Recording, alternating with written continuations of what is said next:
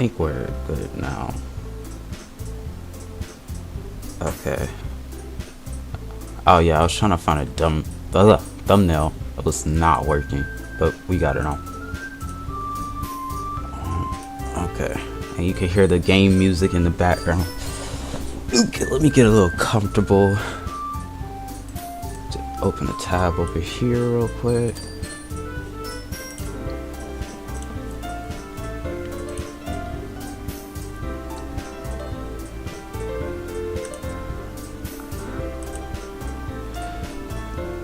Oh wait.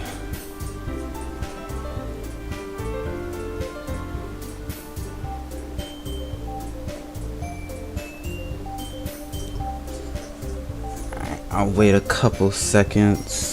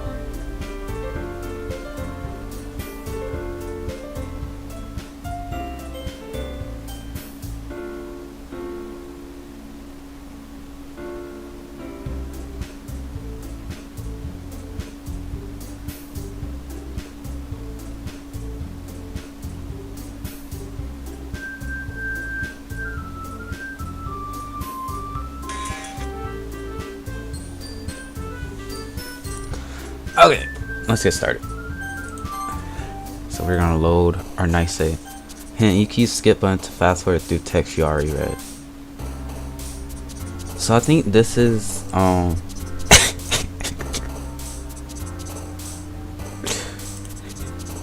why did I do that? Okay. But I think this is where she said we should make our second poem. I'm gonna do a tone, journey. Wait, where? Hello? Why is she a piece of paper? Okay. Let's do nature. Let's do lucky. Let's do clumsy, hopeless, disoriented. Cheeks, okay. I don't know. You know, let me just start doing a random word. Variance, agonizing, uncontrollable, kawaii, death. Ambient, effulgent, tragedy, cute, poof, grief, and vitality, contamination. Oh my, let's do suicide. Am I allowed to say that? Whatever, who cares?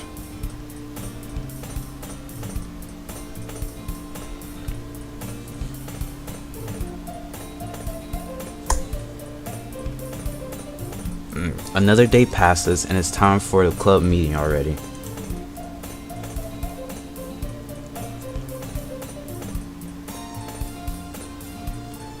Hold on, give me a second. Got me a nice bottle of water right here and some M&Ms. I've gotten a little more comfortable here over the past couple days. Entering the club room, the usual scene greets me. Hi, Adrian. Yo, Sayori. Looks like you're in a good mood today. I'm just still not used to you being in the club, that's all. I see. That's a pretty simple thing to get you in a good mood. but I guess it's always the simple things with you anyway. Speaking of which, I'm kinda hungry. Will you come with me to buy a snack? No no thanks. Yeah? That's not like you at all. I have my reasons.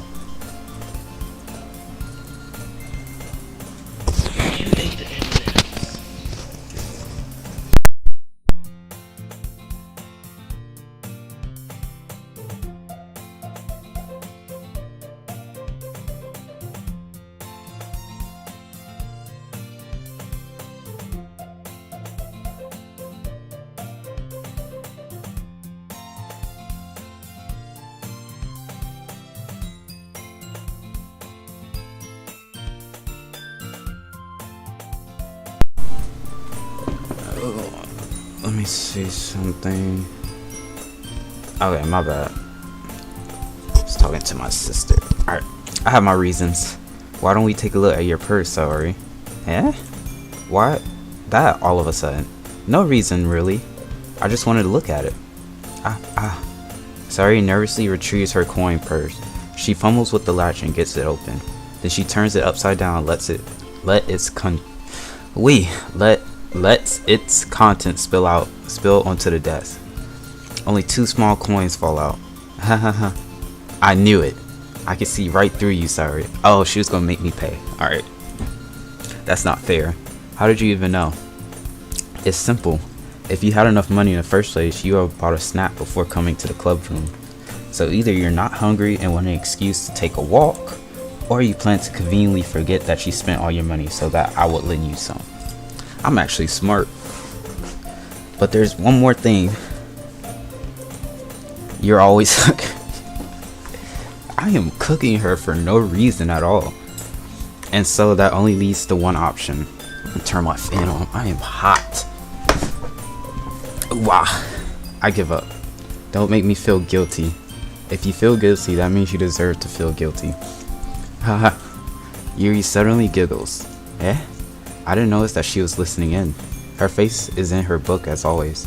I wasn't listening or anything. It was just something in my book. Yuri, tell Adrian to let me borrow some money. Don't get me involved like that, sorry. Besides, you should only buy what you can responsibly afford. And frankly, after pulling a mischievous little stunt like that, your suffering is fair enough retribution. No one is on her side. Did I didn't mean that. I got to absorb into my book. I really like when you speak your mind, Yuri. It doesn't happen much, but it's a fun side of you. There's no way you could think that. You're right though. I did something bad, now I have to accept the revolution. It's retribution. That. Still, coming from you, sorry. I guess there's a little devil inside all of us, isn't there? What is she trying to tell me here? You know, I know a little bit about this game. What's she trying to tell me here? What's she trying to tell me? Hee. Don't let her fool you. Saori knows exactly what she's doing.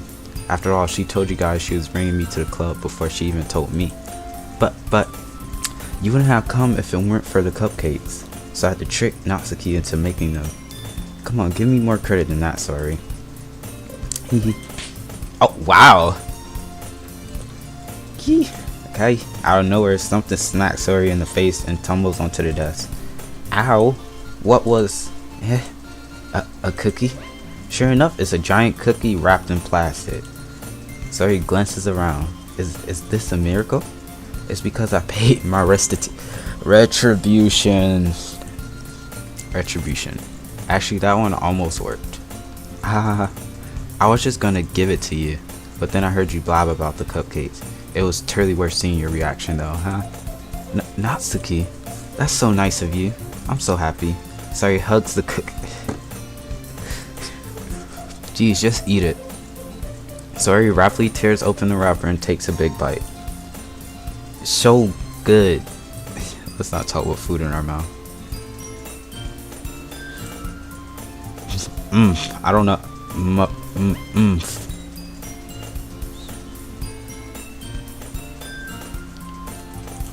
Saori suddenly claps her hands over her mouth. I bit my tongue. Hee. You're going through a lot over just one cookie. She can't be that hungry. Like, you can't be that hungry. Natsuki takes a bite of her own cookie. Ah, yours looks really good too, Natsuki. Can I try it? Jeez, beggars can't be choosers. But yours is chocolate. Yeah, why do you think I gave you that one? Fine. Still, I'm really happy that you shared this one with me. Sari gets out of her seat and goes behind Natsuki, then wraps her arms around her. Ah, jeez. I get it. Cookie still in hand, Natsuki reaches up to nudge Sari off her. Sari suddenly leans down and takes a bite out of Natsuki's cookies. Hey, did you seriously just do that? Mouthful of Sari trots away to safety. You and I laugh as well. Geez, you're such a kid sometimes. Monika, can you tell Saori? Eh? Natsuki glances around. Monika isn't in the club room.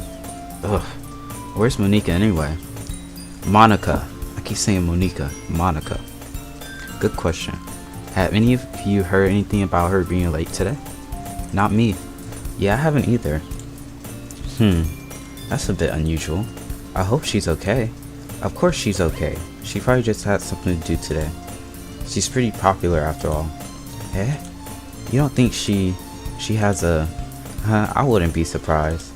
She's probably more desirable than all of us combined. Yeah, that's true. Excuse me? Suddenly the door swings open. Sorry, I'm super sorry. Not gonna lie, I thought she was dead, but anyways. Ah, there you are.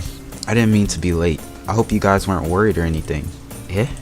Monika chose to call over her boyfriend after all. You're so strong-willed. But boyfriend? What on earth are you talking about? Monika quizzically glances at me. Why's she looking at me? Oh, never mind that. What held you up anyway? Ah, well, my last period today was study hall. To be honest, I kinda just lost track of time. Huh? That makes no sense though. You would have heard the bell ring at least. I must not have heard it since I was practicing piano. Piano?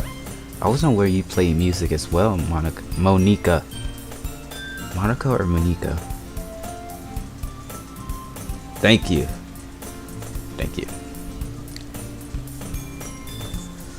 I'm trying my best here.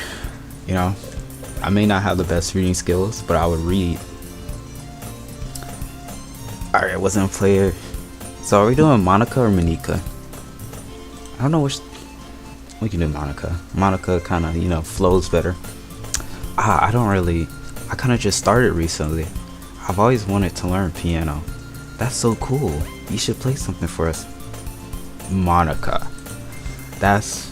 Monica looks at me. Maybe once I get a little bit better, I will. Yay. That sounds cool. I also look forward to it. Is that so? In that case, I won't let you down, Adrian. Monika smiles sweetly.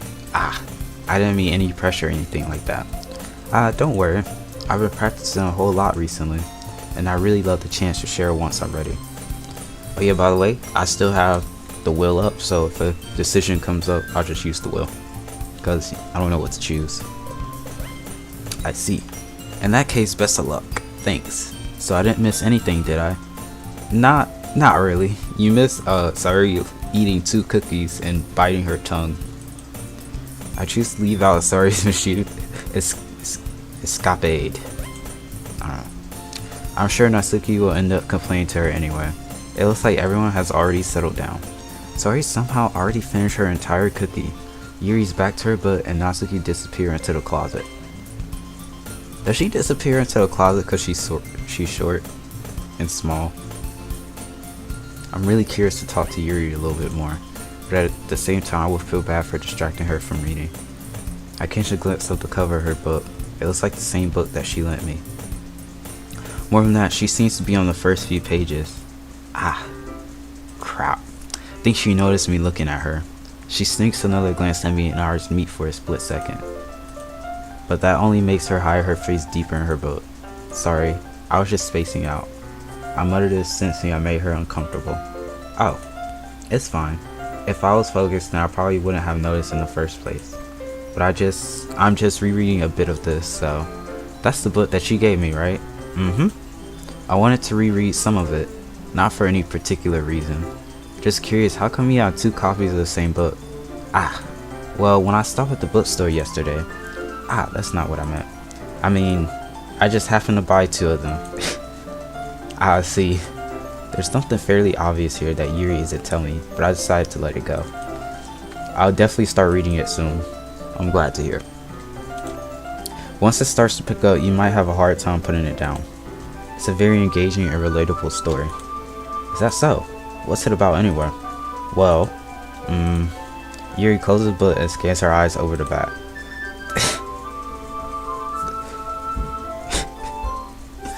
Okay, the book is titled Portrait of Markov. There's an ominous looking eye symbol on the front cover. Alright, I just want to make sure I don't accidentally give anything away. Okay, I thought she didn't know the book that she is rereading. Basically, it's about this girl in high school who moves in with her long lost younger sister. But as soon as she does, her life gets really strange. She gets targeted by these people who escaped from a human experiment prison. Sounds like Resident Evil, but something else. And while her life is in danger, she needs to desperately choose who to trust. No matter what she does, she ends up destroying most of her relationships, and her life starts to fall apart. And that's kind of dark, isn't it? Yuri made it sound like it was going to be a nice story, so that dark turn came from nowhere. Ah, Yuri gently giggles all of a sudden. Are you not a fan of that sort of thing, Adrian? No, it's not that. I mean, I could definitely enjoy those kinds of stories, so don't worry. I hope so. Yeah, I totally forgot that Yuri's into those things. She's so shy and reclusive on the outside, but her mind seems to be completely different. It's just that those kinds of stories, they challenge you to look at life from a strange new perspective. When horrible things happen, not just because someone wants to be evil, but because they have their own goals or their own philosophy that they believe in. Then suddenly, when you thought you related to the protagonist, they're made out to be the naive one for letting their one-sided morals interfere with the villain's plans. I'm rambling, aren't I? Not again. I'm sorry. Hey, don't apologize. I haven't lost interest or anything. Well, I guess it's alright then. But I feel like I should let you know that I have this problem. When I let things like books and writing fill my thoughts, I kind of forget to pay attention to other people. So I'm sorry if I end up saying something strange. And please stop me if I start talking too much. I really don't think you need to worry. That just means you're passionate about reading. The least I can do is listen. It's a literature club after all. Ah, that's true. In fact, I might as well get started reading right. Yeah, sometimes I question if English is actually my first language or not. But I might as well get started reading it, right? You don't have to. What are you saying? Just a moment ago you said you're looking forward to it. Let me just get the book. I quickly retrieved the book that I had put into my bag.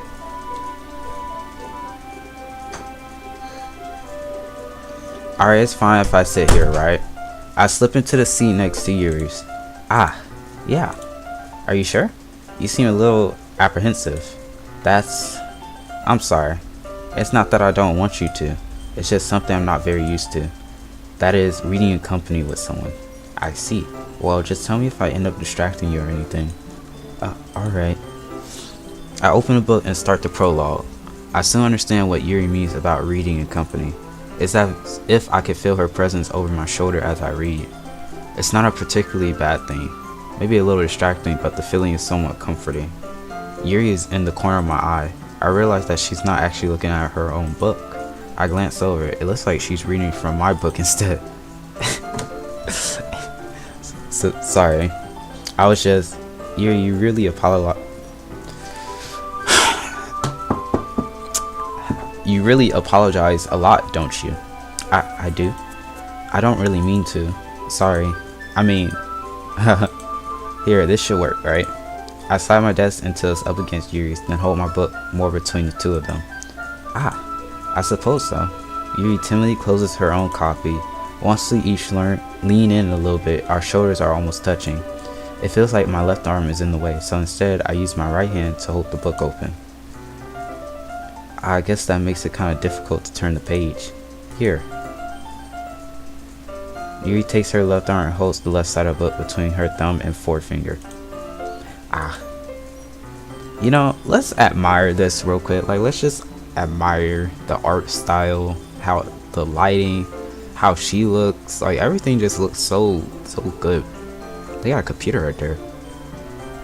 You know, we're usually like standing kind of around there, so we don't get to see this.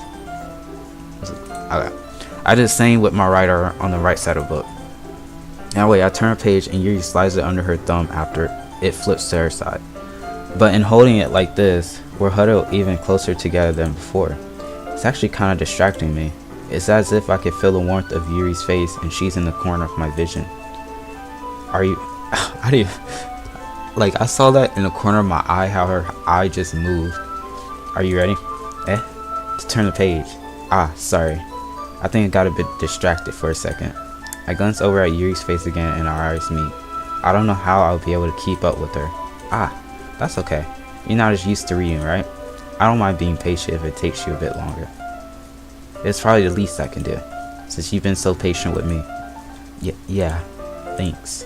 We continue reading. Yuri no longer asks me if I'm ready to turn the page. Instead, I just assume that she finishes the page before me, so I turn it by my own volition. We continue the first chapter in silence. Even so, turning each page almost feels like an intimate exchange. My thumb gently letting go of the page, letting it flutter over to her side as she catches it under her own thumb. Hey Yuri, this might be a silly thought, but the main character kind of reminds me of you a little bit. You think so? Her eye moving is like kind of creepy because I'm just focused on the text like down here and I just see something move in her eye. How does she? Well, I guess she's more blunt in a lot of ways, but she also second guesses all of the things that she says and does. Like she's afraid she'll do something wrong. It's not like I could see into your head or anything, but they're kind of reminiscent of some of your mannerisms. I see. Yuri remains silent for a moment. But Adrian, that's probably a terrible thing to have in common with her. Ooh, that's so embarrassing that she think that. Wait. I didn't mean it in a bad way or anything. Sorry, I really didn't know you were so conscious about that sort of thing. I guess I more meant that it's kind of cute. What are you saying all of a sudden? Okay, everyone. I think it's about time we share today's poems with each other. We might not have enough time if we wait too long. Yuri exhales, spared from finishing her thought. Is that alright, Yuri? You look kind of down. I'm sorry if you haven't been looking forward to this. It's not that. It's fine. Yuri releases her hand from the book, causing it to close on top of my thumb. Geez, that sounds like it kind of hurt, like she just let go.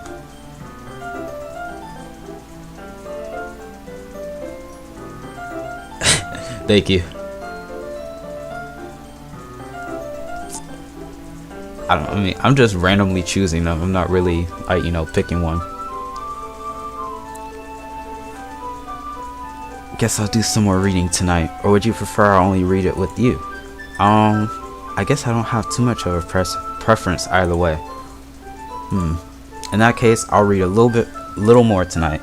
It'll be more fun to read with you after it picks up a bit, you know? That's good reasoning. In that case, feel free to finish the first 2 chapters in your own time. Alright. I stand up. I make a mental note of where I left off in the book to slip it back into my bag. Alright, it is wheel time. Let me take this out full screen. So you got Sari, Natsuki, Yuri, and Monika. Okay. Let's see, who is first? It is Monika. So we're gonna remove her. Okay. Hi again, Adrian. Did I choose her first last time? I think I did. How's the writing going? Alright, I guess. I'll take that. As long as it's not going bad. I'm happy that you're applying yourself. I feel like y'all didn't see the wheel. I think it's because I left it open. Okay. Maybe soon you'll come up with a masterpiece. I wouldn't count on that. You never know. Want to share what you wrote for today? Sure, here you go. I give my poem to Monica. Alright, great job. I was going, oh, in my head while reading it. It's really metaphorical. I'm not sure why, but I didn't expect you to go for something so deep. I guess I underestimated you. It's easiest for me to keep everyone's expectations low. That way, it always counts when I put in some effort. That's not very fair. Well, I guess it worked anyway. You know that Yuri likes this kind of writing, right? Writing that's full of imaginary symbolism. Unlike Sayori, who likes using simple and direct words to describe happiness and sadness. Yuri likes when readers are left to derive their own meaning out of it. It's very challenging to write like that effectively, both allowing people to get something out of it just by feel, or letting them deeply analyze all of the nuances. It could take years of practice, which I'm assuming Yuri has at this point. I never really asked though. I'm sure I'm nowhere near her level yet. Don't worry so much about that. You do your own thing. Just keep exploring and learn by trying new things. But anyway, you want to read my poem now? I like the way this one turned out, so I hope you do too. Alright, let's take a look. Save me. Oh, okay. That's a great start. Save me. The colors, they won't stop. Bright, beautiful colors. Flashing, expanding, piercing. Red, green, blue. An endless cacophony of meaningless noise. The noise, it won't stop. Violent, grating waveforms. Squeaking, screeching, piercing. Sine, cosine, tangent. Like playing a chalkboard on a turntable. Like playing a violin on a pizza crust. An endless point of meaningless. Load me. What? Okay. It's even more abstract than your last one, huh? I guess it's just the way I write. I'm sorry if you don't like it. No, I never said that. It's just the kind of thing I've never really seen before, I guess. I kind of like playing with my space on the paper. Choosing where and how to space your words can totally change the mood of the poem. Sounds like you're calling out for help. It's almost like magic. The way I wrote the lines really short makes it feel like they're trying to speak over the noise. I see. It's still hard for me to tell what's it about though. Sometimes asking what a poem is about isn't the right question. A poem can be as abstract as a physical expression of a feeling, or a conversation with the reader. So putting it that way, not even a poem is about something. Anyway, here's Monica's writing tip of the day. Sometimes you'll find yourself facing a difficult decision. When that happens, don't forget to save your Doki. You never know when you might change your mind, or when something unexpected may happen. Wait, is this tip even about writing? Breaking the fourth wall, I see. What am I even talking about? That's my advice for today. Thanks for listening. Okay, so we are going to do the next spin. Natsuki, Yuri, and Sayori. And we got Natsuki.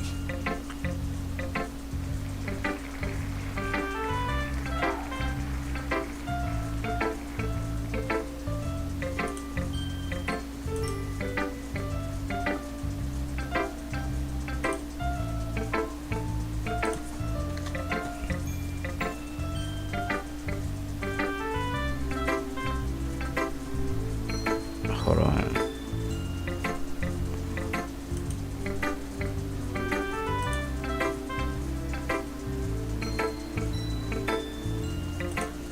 My bad. Okay, there we go. I forgot who it was. Oh my god. It's Natsuki. Okay.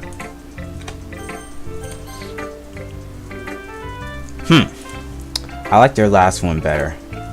Really? Well, yeah, I could tell you're a little more daring with this one. But you're really not good enough for that yet. It fell flat. That may be true, but I just wanted to try something different. I'm still figuring this all out. I mean, I always like poems that aren't trying too hard. I hate when people try to sound fancy or add more meaning just by using annoying and complicated language. Just make it simple, cute, and to the point. Yuri's head over heels for all this cryptic nonsense, but I see right through that BS, ha. Making your reader look so hard for all this deep meaning is just an excuse to have no meaning at all. I guess that's one way to look at it. She's a big old hater. Well, everyone has their own opinion, but my opinion is the best opinion. I'm sure you figured that out already. Anyway, here's my poem. Maybe you'll learn something. It's gonna be... Oh my goodness, okay. Amy likes spider. You know what I heard about Amy? Amy likes spiders. Icky, wriggly, hairy, ugly spiders. That's why I'm not friends with her. Amy has a cute singing voice. I heard her singing my favorite love song. Every time she sang the chorus, my heart would pound to the rhythm of the words. But she likes spiders. That's why I'm not friends with her. One time I hurt my leg really bad. Amy helped me up and took me to the nurse. I tried not to let her touch me. She likes spiders, so her hands are probably gross. That's why I'm not friends with her. Amy has a lot of friends. I always see her talking to people. She probably talks about spiders. What if her friends start to like spiders too? That's why I'm not friends with her. It doesn't matter if she has other hobbies. It doesn't matter if she keeps it private. It doesn't matter if it doesn't hurt anyone. It's gross. She gross. The world is better off without spider lovers, and I'm gonna tell everyone. Wow. Not bad, right? It's quite a bit longer than yesterday. Yesterday was way too short. I was just warming up. I hope you didn't think this was the best I could do. No, of course not. Anyway, the message is pretty straightforward in this poem. I doubt I have to explain it. Sometimes you can explain complicated issues with much simpler analogies, and it helps people realize how stupid they're being. Like, anyone would agree that the subject of this poem is an ignorant jerk. Do you know people like that? Of course, it's about how everyone thinks that doesn't matter. It can be about anything. I wrote it to be easy to relate to. Everyone has some kind of weird hobby or a guilty pleasure. Something that you're afraid if people find out they'll make fun of you or think less of you. But that just makes people stupid. Who cares what someone likes as long as they're not hurting anyone and it makes them happy? I think people really need to learn to respect others for liking weird things. Well, you're definitely right. At least I can relate to that. And I'm sure a lot of other people can too. It's what I do best after all. I don't like writing unless there's a good message to take away from it. Like, conveying emotions is important, but I want to make people think, not just feel. Remember that. I'm gonna write a good one for you for tomorrow too, so look forward to it. Okay, it is time for our last two options. If Yuri is last again, that would be kind of funny. Nope. So Sayori is last this time. Okay, we got Yuri now. Okay. Let's see what you've written for today. Yuri stares at the poem with a surprised expression on her face. Do you like it? Adrian, how did you pick up on this so quickly? Just yesterday I was telling you the kind of techniques we're practicing. Maybe that's why. You did a good job explaining. I really wanted to try giving it more imaginary. Yuri visibly swallows. Even her hands appear sweaty. I'm not used to this. Used to what? I don't know. It's fine, take your time. Yuri breathes and collects her thoughts. I know that Yuri likes to think before she speaks, so I offer that patience to her. Yeah, just being appreciated like this, I guess. It probably sounds really stupid, but seeing someone motivated by my writing, it just makes me really happy. Are you saying you never shared your writing before? Yuri nods. Really? I don't believe it. I really only write for myself, and besides, people would just laugh at me. Do you really think that? Again, Yuri nods. Huh? Even your close friends? Yuri doesn't respond to that. I wonder why. Anyway, do you want to share the poem you wrote today? Yeah, I do. If it's with you. We already know I'm finna mess up on this. Alright. Hold on, give me... Oh, I did not mean to do that.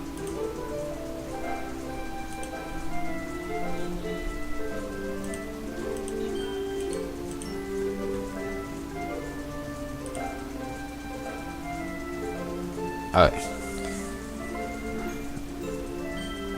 Wait.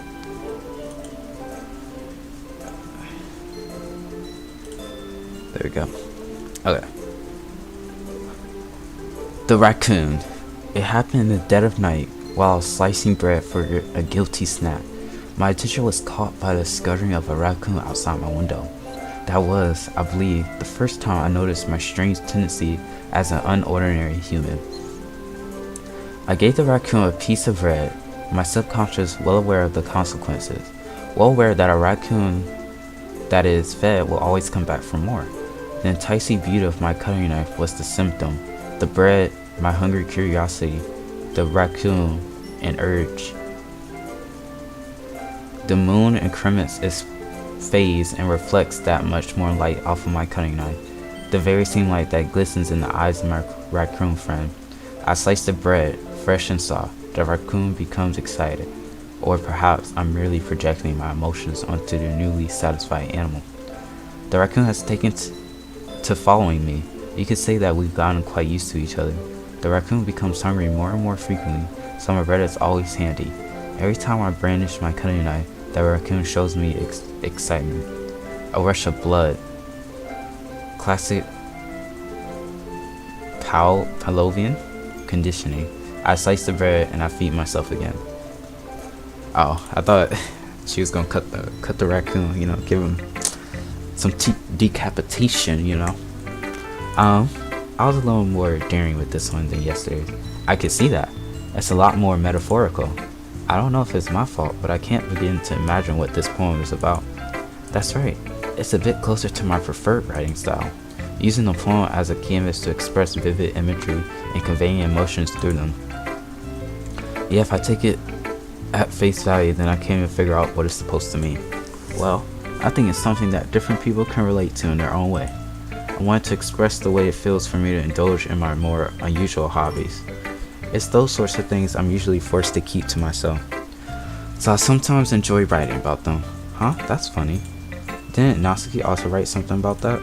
About someone being ridiculed for a strange interest? Eh? She did? Yeah. She was talking about how it doesn't matter what you're into as long as you're not hurting anybody. She's right. I mean, does she really feel that way? Yeah. Sounds like you two have that in common. That's interesting. To me, she seemed like the kind of person who would make fun of my hobbies. But I suppose that's my fault for judging, isn't it? Please don't tell her I said that. Don't worry, I have no reason to. Okay. Well, thank you for sharing it with me. After all, if I hadn't learned to embrace my own weirdness, I would probably hate myself. I might be ranting a little bit now, but I'm glad that you're a good listener. And last but not least, Sayori. Ooh, I like this one, Aiden. It has some nice feelings in it. I'm glad. Still though, your tone makes it sound like you like yesterday's poem better. I guess she caught me. Sometimes you know me a little too well for my own good. Well, don't just try to be nice about it. If I'm doing a bad job, then I'd rather just hear it. No.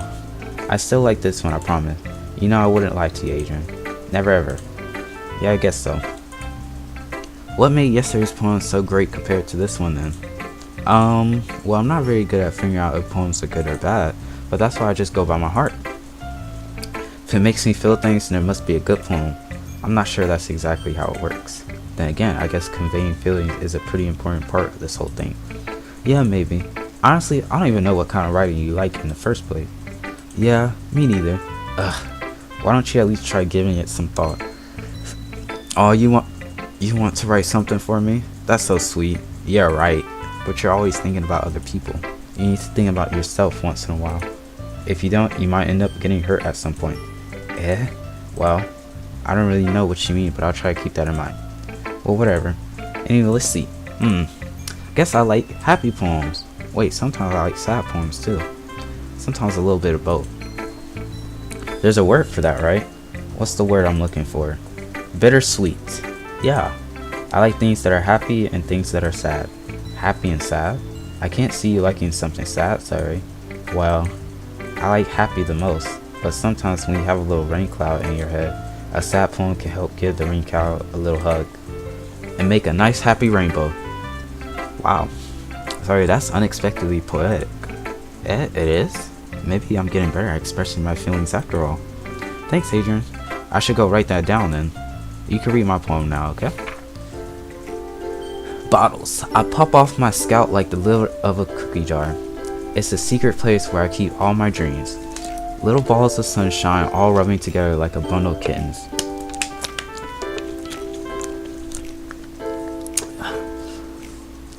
I reach inside with my thumb and forefinger and pluck one out. It's warm and tingling, but there's no time to waste. I put it in a bottle to keep it safe, and I put the bottle on the shelf with all of the other bottles. Happy thoughts, happy thoughts, happy thoughts, and bottles. All in a row. Oh wait, she wrote a lot. Okay, they really went out this time. My collection makes me lots of friends. Each bottle of Starlight to make amends. Sometimes my friend feels a certain way. Down comes a bottle to save the day. Night after night, more dreams. Friend after friend, more bottles. Deeper and deeper my fingers go, like exploring a dark cave, discovering the secrets hiding in the nooks and crannies. Digging and digging, scraping and scraping. I blow dust off my bottle caps. It doesn't feel like time elapsed. My empty shelf could use some more. My friends look through my locked front door. Finally, all done, I open up and in come my friends. And they come in such a hurry. Do they want my bottles that much? I frantically pull them from the shelf one after the other, holding them out to each other and every friend, each and every bottle, but every time I let one go, it shatters against the towel between my feet. Happy thoughts, happy thoughts, happy thoughts, and shards all over the floor. They were supposed to be for my friends who aren't smiling. They're all shouting, pleading, something, but all I hear is echo, echo, echo, echo, echo inside my head. You know, last time she wrote, it was about some breakfast, wasn't it? So this is a way south type of poem. Holy crap. Sorry, did you really write this? Of course I did. Didn't I tell you yesterday I was gonna write the best poem ever? Yeah, but I mean, I didn't expect something like this coming from you. Monica taught me a whole lot. Monica, oh my gosh. And I've been really in touch with my feelings recently. I see that. Sounds kind of creepy. Creepy? Well, not exactly. Maybe because I'm so used to you being cheerful. Well, never mind. I'm thinking too hard about it. The point is, it came out good, so you should be proud of it. Oh, thanks. I feel like I was meant to express myself this way. It even helps me understand my own feelings a little bit better. Writing is like magic. You got pretty passionate about this, huh? Hope you keep it up. Yeah, writing's the best. I'm gonna keep writing till I die. Don't get ahead of yourself. Saori's always had a habit of getting obsessed with something before dropping it no more than a week later. I wonder if this is one of those times. But seeing the passion in her eyes makes it hard for me to be pessimistic. There we go. Okay, everyone. We're all done reading each other's poems, right? I have something extra planned today, so if everyone could come sit at the front of the room. Is this about the festival? Well, sort of. Do we really have to do something for the festival? It's not like we can put together anything good in just a few days. We'll just end up embarrassing ourselves instead of getting any new members. That's a concern of mine as well. I don't really do well with last minute preparations. Don't worry so much. We're going to keep it simple, okay? We won't need much more than a few decorations. Saori has been working on posters and I have to sign some pamphlets we can give out during the event. Okay, that's great and all, but that doesn't tell us what we're actually going to be doing for the event. Sorry, I thought you heard about it already. We're going to be performing. Huh? My bad. I do not like performing for anything. Performing? Monica? Yeah, we're going to be having a poetry performance. Each of us are going to choose a poem to recite during the event. But the cool part is, we're also going to let anyone else come up and recite poems too. Saori's putting it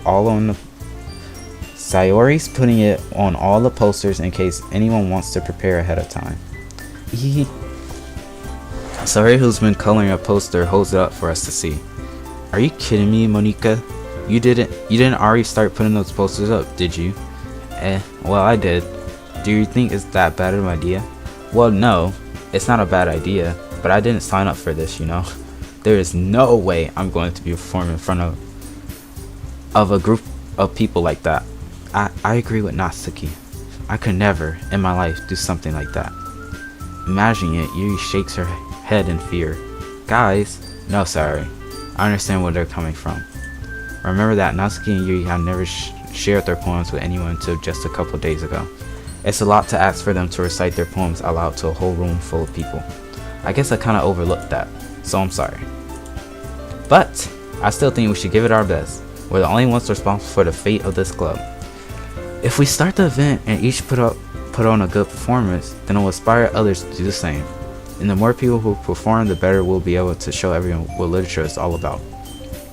Yeah, it's about expressing your feelings, being intimate with yourself. I don't like literature. Like, even seeing how fun this game is, you know, how fun reading it is, I don't like literature still. Like, literature gotta be the worst subject ever created. But I can't understand what it's for.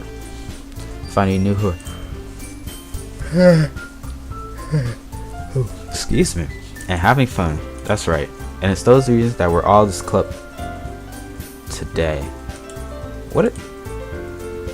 Okay, that was weird. Don't you want to share that with others to inspire them to find the same feelings that brought you here in the first place? I know you do. I know we all do. And if all it takes is standing in front of the room for 2 minutes and reciting a poem, then I know you can do it. Natsuki and Yuri remain silent. Sayori looks worried. I guess that leaves me no choice. I agree. I don't think it's too much to ask. I think that Sayori and Monika have been trying really hard to get new members. The least we can do is help them out a little bit. Well, maybe, but it looks like Natsuki doesn't have any arguments left. Ooh. Okay, fine. I guess I'll just have to get it over with. Alright.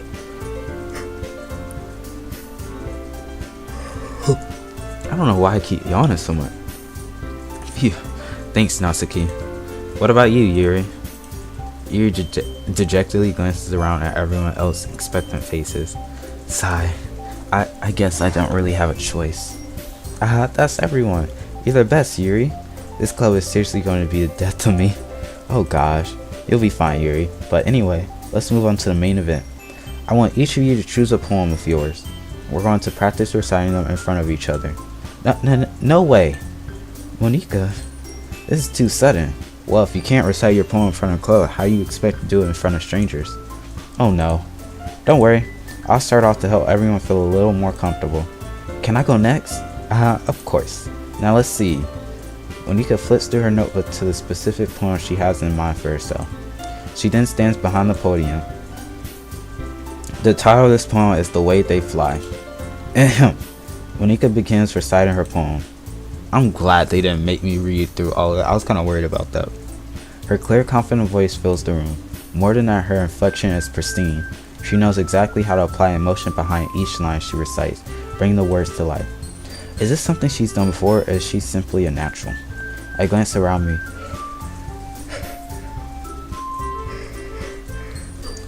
Excuse me. Ooh. Everyone has their eyes on Monika.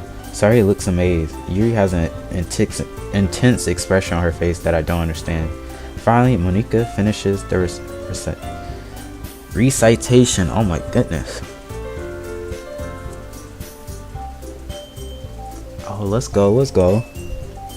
I'm gonna try to finish it today. I feel like we're gonna be pushing it to 10 o'clock though. I don't know how far I'm into the game though.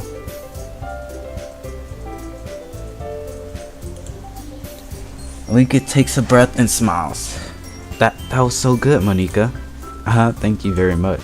I was just hoping to set a good example. Are you ready to go next, Sayori? I'll go next. Oh, Yuri's fired up all of a sudden. Yuri clutches a sheet of paper between her hands and stands up. Keeping her head down, she walks quickly over to the podium.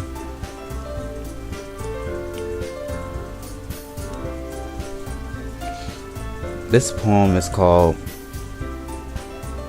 Yuri anxiously glances at each of us. You can do it, Yuri. It's called Afterimage of a Crimson Eye. Oh man. When you say that makes me kind of worried.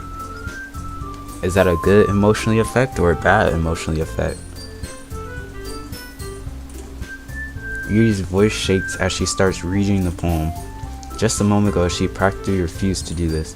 Why is she suddenly putting in so much effort? As Yuri gets past the first couple lines, her voice changes. It's almost like what happens when Yuri gets absorbed into her books. Her quirking words transform into the sharp syllables of a fierce and confident woman. The poem is full of twists and turns and a structure that she enunciates with perfect timing. This must be a rare glimpse into the whirling fire Yuri keeps concealed inside her head. Suddenly, she's finished. Everyone is stunned. Yuri snaps back into reality and glances around her as if she bewildered even herself.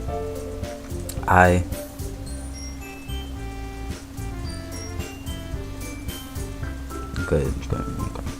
It's up to me to save this situation. I kind of like all of them equally. I don't really have a favorite. Well, my least favorite is what's her name?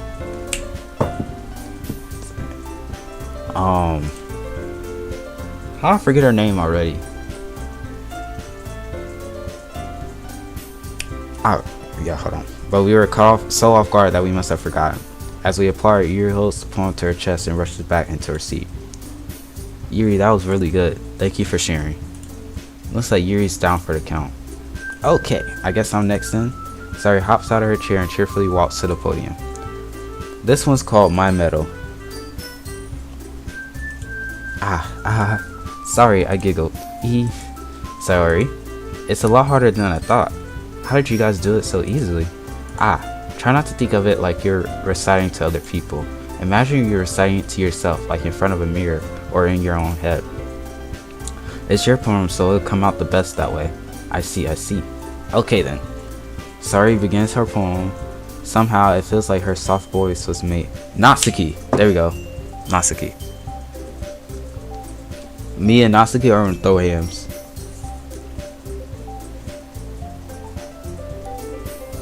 Monika, she's pretty funny.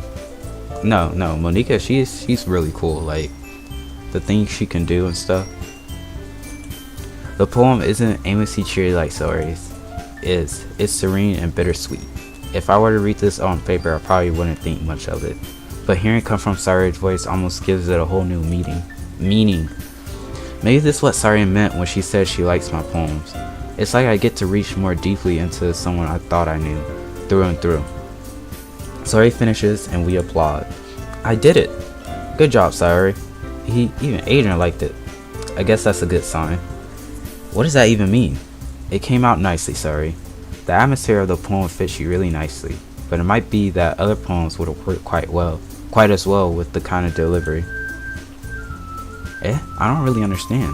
In other words, I've seen poems of yours where the sort of gentle delivery wouldn't work as well. They might need a little more force behind them depending on what you're reading. Oh, I know what you mean. That's what I've been practicing, that kind of thing. It's just embarrassing to do in front of everyone. The next time I'm going to make you pick a poem that challenges you a little bit more. We don't have much time before the festival, you know. Okay. Now who's next? Natsuki? Don't make me go before Asia. See, we're gonna throw here. It's not like I can compare to you guys anyway. Might as well let Adrian lower everyone's standards a little bit before I have to do it. Top tier hating! Like, what is up with this hating? Natsuki, it's fine. I might as well get it over with. But it's not like I have much of a selection of what to read. I'll just have to go with what I wrote for today. I stand up and step in front of the podium. Everyone has their eyes on me, making me feel terribly awkward. I recite my poem. Since I'm not exactly confident in my own writing, it's hard to put energy into it. Despite that, once I finish, I receive applause anyway. Sorry, I'm not really as good as everyone else. Don't worry about it so much. I think it's less about your abilities and more about your lack of confidence in your writing. That's something that will improve over time though. Yeah, maybe. Alright then. That just leaves you, Natsuki. I would say save the best for last, but like, she has some top tier hating.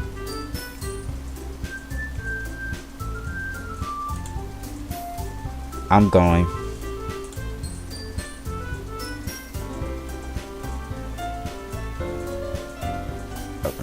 Natsuki begrudgingly gets out of her seat and makes her way to the podium. This poem is called Why are you all looking at me? You're presenting. What are you? Okay. Why are you all looking at me? Because you're presenting. Anyway, the poem is called Jump. Natsuki takes a breath. Once she starts reciting a poem, her sour attitude disappears a little. While she's still a little unenthusiastic, her poem has a rhythm and rhyme to it. It's Natsuki's trademark style, and it works surprisingly well when spoken aloud. The words feel like they bounce up and down as if giving life to the poem. Natsuki finishes and everyone's applause.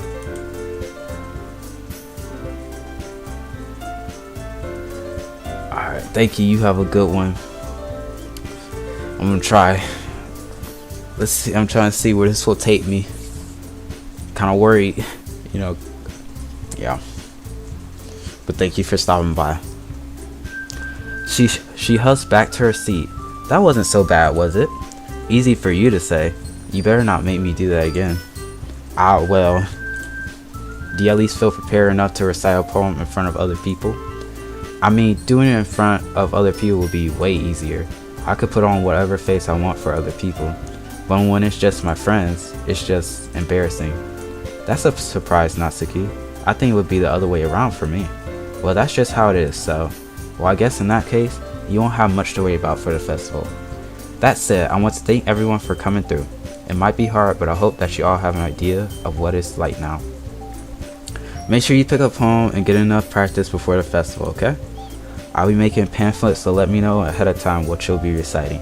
Jeez, I should probably find some other poem to recite instead. That's fine too. It doesn't have to be your own. I'm already pleasantly surprised that you're putting in all this effort for the club.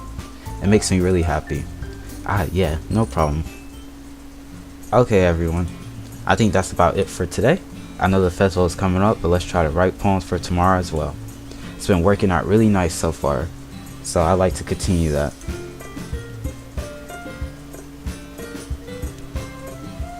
As for the festival, we'll finish planning tomorrow and then we'll have the weekend to prepare.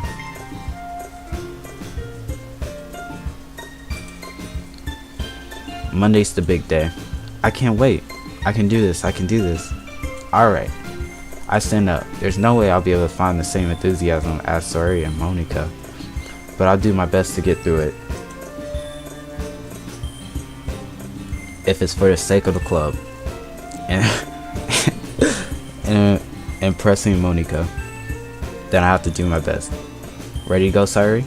Yep. Look at you two, always going home together like that. It's kind of adorable, isn't it? Jeez, guys, don't make such a big deal out of it. It must be a little nice, though. Well, how am I supposed to respond to that? It's okay, Adrian, you don't have to say it. Whatever, let's go already.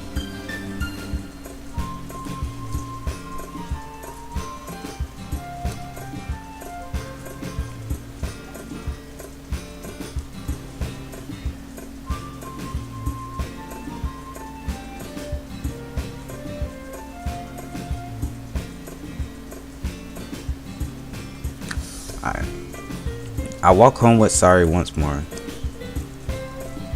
Even though it's only been a few days, a lot of things have already changed. So, he's been in the club for like I've been in the club for like a few days, and we already got a festival to do? Yikes. But today, Sari's being a little quieter than usual on the way home. Hey, Sari. Sorry, I was spacing out.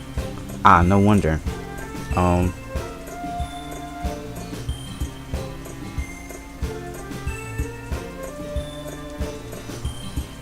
Did you look it up like that game helps people who can't find a honeymoon?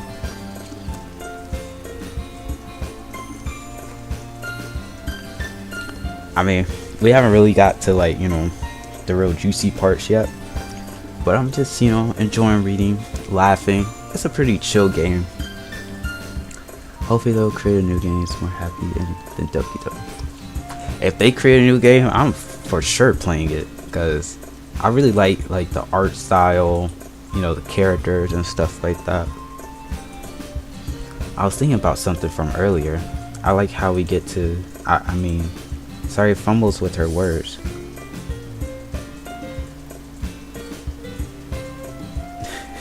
So let's just say that one day Yuri asked to walk home with you.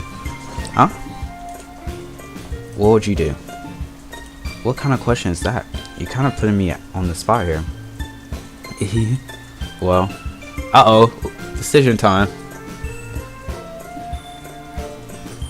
Alright, let's do the will. So I'm gonna do just walk home with... Okay. Okay, walk home with...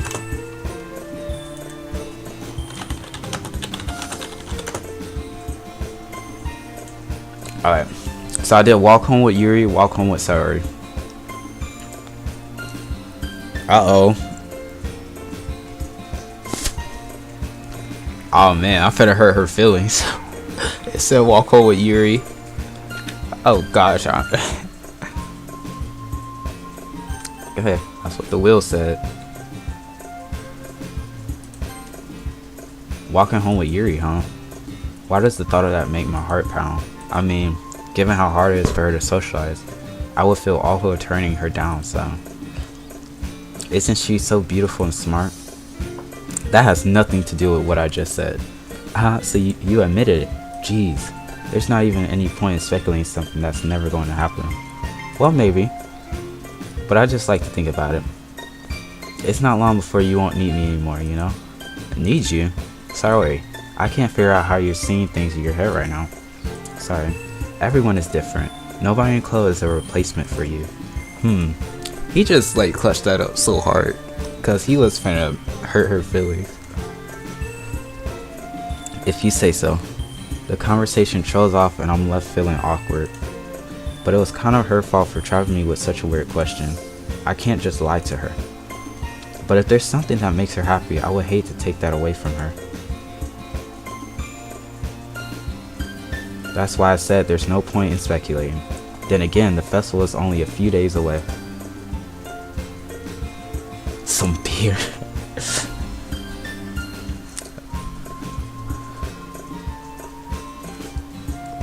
No, I could take some beer right now. I can't even drink beer. Who knows what will happen in that time. And we are at our poem. Okay, I'm gonna do Doki Doki. Let's do embrace. Uncontrollable. Existence. Tenacious. Treasure. Cheeks. Cheer. Fantasy. Uncanny. Secretive. Horror. Marriage. Tragedy. Alone. Kawaii. Aura. Precious. What's the universe? Determination. Alright. Oh man, I'm the last one here again. Don't worry, I just walked in too. Were you practicing piano again? Yeah, You must have a lot of determination. Starting this club and now picking up piano? Well, maybe not determination. Excuse me. But I guess passion. Remember that the club wouldn't be here if it wasn't for all of you. And I'm super happy that you're all willing to help out for the festival too. I can't wait for the festival. It's gonna be great. Eh? Weren't you complaining about it just yesterday, Natsuki? Well, yeah. I'm not talking about our part of the festival, but it's a whole day of school where we get to play and eat all kinds of delicious food. You sound a bit like Sori all of a sudden. Monika, do they usually have fried squid? What? I don't know, that sounds kind of nasty. Squid? That's a pretty specific thing to look forward to. Oh, come on. Are you saying you don't like squid? You of all people? Eh? I didn't say I don't like it. Besides, what do you mean by you of all people? Because it's right in your name. Monika. Eh? Oh no, oh my gosh, I keep messing up her name. That's not how you say my name at all. Also, that joke makes no sense in translation. Never mind. Let's just focus on our own event for now, okay? Fine. Your reactions aren't Your reactions aren't as fun as Yuri's or Sayori's anyway. Excuse me? Where's Sayori anyway? Oh, there you are. Sayori is sitting at a desk in the corner of the room, looking down at nothing. I walk over to her. Hey, Sayori. I wave my hand in front of her face. Yeah? You're spacing out again. Sorry. Don't mind me. You can go talk to everyone else. Huh? Is everything alright? Of course. Why wouldn't it be? It just feels like you're a little off. Sorry for assuming things. Geez, you worry too much about me. I'm fine, see? Sayori shows me a big smile. Don't let me distract you from having fun with everyone. Well, alright, if you say so. I worriedly glance at Sayori before turning back toward everyone else. But the conversation has already dispersed with everyone back at their usual activities. Maybe I should ask Monika if she's... Monica! Goodness. If she's noticed anything about Sayori recently. Since they've been preparing for the festival, they must be spending a lot of time together. I timidly approached Monika, who was shuffling through some papers at her desk. Adrian, what's up? Hey, this might sound a little strange, but have you noticed anything up with Sayori recently? Anything up with her? In what way do you mean? Maybe I'm reading into it a little too much, but she seems a bit downcast today. Oh, you think so? I can't say I noticed anything about her. Monika peers across the room at Sayori, who is idly dragging a rubber eraser up and down her desk. Maybe there's something on her mind. But I'm surprised I'm not the one asking you, Adrian. You certainly know her a lot better than I do. But she's never really like this. She's always talked to me about things that bother her. But this time when I asked her, she was really dismissive. Sorry, I know it's not your problem. I just wanted to ask if you knew anything, so I'll drop it now. No. It's important to me too. I mean, I'm also friends with her. And I also care about the well-being of my club members, you know? Maybe I'll try talking to her myself. Yeah, are you sure about that? She seemed like she wanted to be left alone. Are you sure? Maybe she just has a hard time bringing up with a person of interest. Person of interest? What do you mean by that? I'm saying that maybe the thing on her mind is you, Adrian. Me? How on earth would you come to that conclusion? Well, I probably shouldn't say too much, but Sayori talks about you more than anything else, you know? Eh? She's been so much happier ever since you joined the club. It's like an extra light was turned on inside of her. What? No way. Sayori is always like that. She's always been full of sunshine. It's not any different now than it always has been.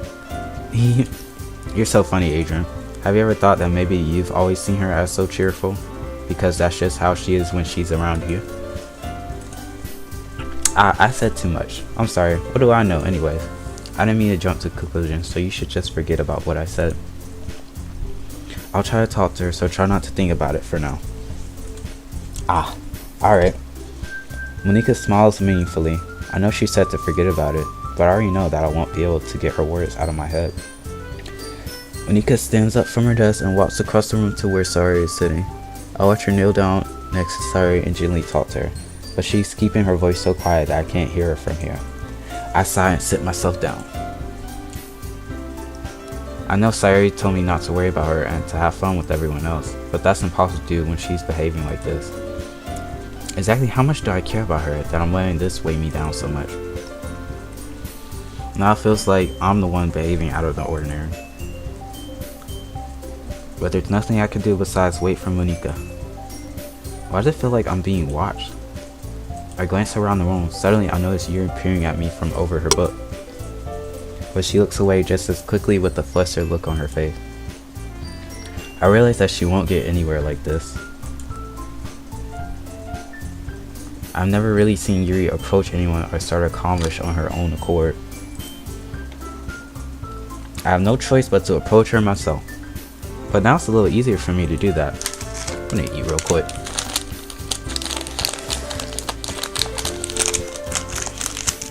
Oh, it's been over an hour already. Wow. Okay. I stand up from my desk and sit in one next to her.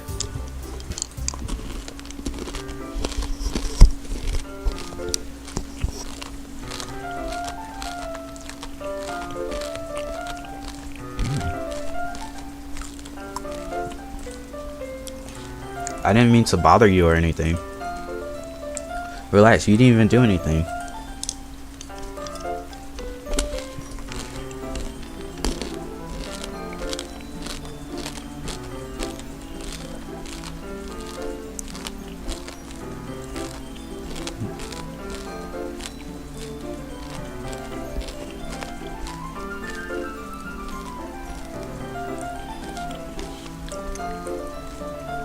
My bad. Alright, but I could tell that you wanted to be alone with your thoughts. Alone with my thoughts? How were you even able to tell that I was thinking like that? Well, it's something that I do a lot, so it wasn't hard for me to spot based on your posture and expression. Not that I was staring or anything. I didn't do anything creepy like that. In any case, I guess you were right. I'm sorry if I caused you any concern. Don't apologize. Your troubles are only the concern of those who willingly share in that concern. Of course, there are certainly those who find the most comfort in keeping to themselves. But if you would prefer to share what's on your mind, then I would be glad to listen. It's really not that big of a deal. I was just feeling a bit uneasy about Sayori. Sayori? Yeah, she seemed a little off today, but when I asked her about it, she didn't want to admit it to me. So has no one in the club just noticed that Sayori's like not being her usual self? Because she's usually like, you know, in the mix and stuff. And everyone's just like, huh? What's going on with Sayori? So I can't help but wonder if something's happened to her. Oh, that's quite romantic. Sorry, I didn't mean to say something stupid. It's not that, I just didn't want you to misunderstand. Sayori and I have just been friends for a long time, that's all. I see. Then perhaps it is unusual for her to be dismissive to you about her feelings. Or maybe I'm just reading into it a little too much. Agent, the word is full of meaning, often hidden deep beneath plain sight. And there are many untold mysteries behind every person, no matter how well you may know them. She should be like an inspirational speaker. Oh, like these lines, I would be inspired or learn something. So you think that there might be something behind it after all? I think that Sayori is a very complex person. Her mannerisms on the outside don't always match what may be going on inside her head. And she may not always know what she wants. I noticed her strange behavior today too, and I also feel some concern for her. But in your case, it looked like she was fully occupying your thoughts, wasn't she? Well, I guess that was the case. Sayori, she really means a lot to you, doesn't she? I guess. But you don't need to put it that way. We're just good friends, that's all. Yuri-san looks deeply into my eyes. Her expression is gentle and curious, as if she was searching for something. Embarrassed, I avert my gaze. Sometimes, a person's mysteries are untold even to themselves. And you, as someone honest and caring, may uncover feelings you weren't aware were in you. That is, I think that. She'll be a very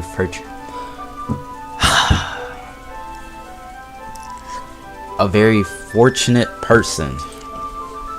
Cheers. To have you feel that way about her. Yuri, you're giving me too much credit. I'm a pretty simple guy, so I think I'm pretty good at understanding my own feelings. I'm not nearly as sophisticated as you. That's not a compliment, is it? It is what it is. Anyway, as long as we're here, why don't we do some reading? Well, as long as you're okay with it. Yeah, I should be taking my mind off this whole thing anyway. Okay, everyone. After some time, Monica calls out to the club room. Why don't we share our poems now? Before I know it, everything is back to normal. Everyone goes to retrieve their poems, and I do the same. I make eye contact with Monica, and she smiles at me. I wonder what she was talking about with Sayori. So, since Sayori's, feeling a little under the weather, why don't you choose her? This is your best one so far. It's really, really nice, Adrian. Alright, thanks. Sorry, you've been a little quiet today. Is everything alright? Of course. Everything's fine. Maybe I'm just a little tired today. Do you want to nap or something? No, that's silly. Don't worry about me, okay? I only want to see smiles on your face. Well, alright. Hey, Adrian. I'm still a little surprised. I really thought that you would try writing your poems like the way Yuri does, or even Natsuki. But in the end, yeah, I guess you're the one who likes this one the most. Why? You don't want to get closer with everyone else? What happened to the music? Wait. Okay, there we go. Hold on. Of course I do. But that doesn't mean I need to try so hard to impress them. I still understand you the most, Sayori. I know you have to sometimes put up with me, and I have to sometimes put up with you. But we have a wavelength or something, and this is how the poem came out. Sometimes it feels like you're the only exciting thing in my life. So sometimes it's just easier to write when thinking about you. Sorry. No. Adrian, I don't deserve this. You're too nice to me. Why are you doing this? Sari has trouble keeping her voice steady all of a sudden. If you have fun with everyone else instead, this would be so much easier. Sorry. I glanced around the room to make sure nobody has noticed this. Sorry. Probably never said this before, but I don't understand what you're feeling right now. Tell me what will cheer you up. Sari shakes her head. She sniffles and keeps shaking her head. Finally, she gathers herself and puts on a smile. It's nothing, Adrian. It's just a little rain cloud. I'm sorry you have to see that, huh? I promise it won't happen again. Just smiles from everyone, okay? That's all that matters. Go play with everyone else. I'm gonna go home a little bit early today. Oh no, please don't tell me. Sorry. Tell Monika I wasn't feeling well, okay? I'll see you tomorrow. Before I could say anything, Sorry cheerfully walks out of the classroom, humming to herself. And the music just changes back. That's so funny to me. Alright, let's do the wheel. Natsuki, Yuri, Monika. Okay. Natsuki, Yuri, Monika. And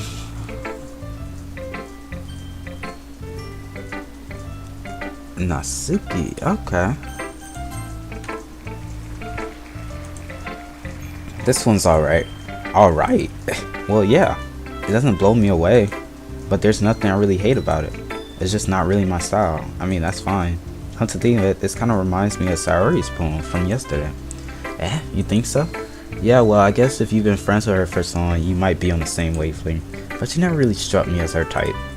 Sayori has a type all of a sudden? Well, I don't know. But honestly, how can someone so fluffy spend so much time with someone like you? Top tier hating, like it's just like every time we have a conversation, it's just hating. It's like she's dragging around a dead weight. That was a little unnecessary. But think of it this way, if it weren't for me, she would probably just fly away like letting go of a balloon. You could say we each take care of each other in our own way. Whatever it is, I don't get it. Oh yeah, I guess I'm supposed to show you my poem. Here. I don't need a whole... Do I have to read this? I don't really want to read this. I'll be your beach. Your mind is so full of troubles and fears that diminish your wonder over the years.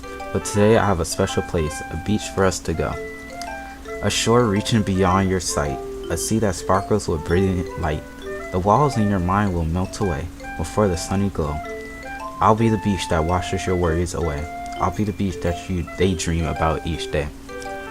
I'll be the beach that makes your heart leap in a way you thought had left you long ago. Let's bury your heavy thoughts in a pile of sand. Bathe in sunbeams and hold my hand. Wash your insecurities in the salty sea and let me see your shine.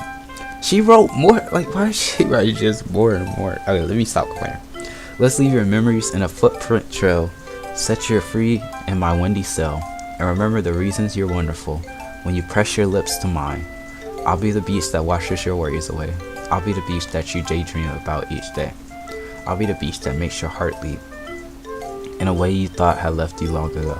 But if you let me by your side, your own beach, your own escape, you'll learn to love yourself again. Yeah, I felt like I kept writing about negative things, so I wanted to write something with a nice message for once. Besides, the beach is awesome. Kind of hard to write anything negative about the beach. So you decided to write about the beach first and came up with the message later? Yeah, well, it's only because of what happened yesterday. I mean, after Yuri and I realized we kind of wrote about the same thing. She wanted to pick a topic and have us both write about it or whatever. You can really see her doing that too, making us write about a simple topic and trying to impress me by coming up with something all fancy. Well, it's not like I care.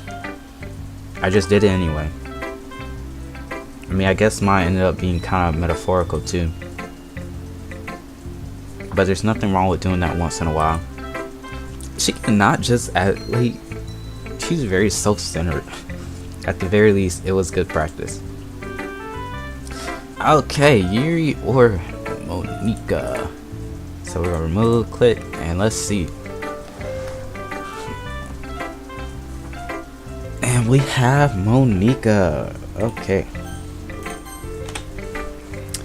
Hi, Adrian. Have you thought about what you want to submit? Did someone just start cheering? Have you thought about what you want to submit to perform at the festival? Well, being in this club is one thing, but performing in front of a bunch of people? Yuri, I'll have to give it some more thought. Okay, no pressure. But whatever you do, I'm sure it'll turn out great. It would also make me happy to see. Anyway, let's take a look at today's poem. Sure. I let Monika take the poem while holding it in my hands.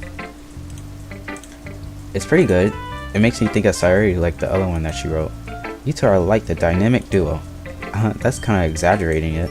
Yeah, probably. But you do spend a lot of time with her even in this club, don't you? Then again, I don't blame you for being a little shy. I'm not shy, it's just...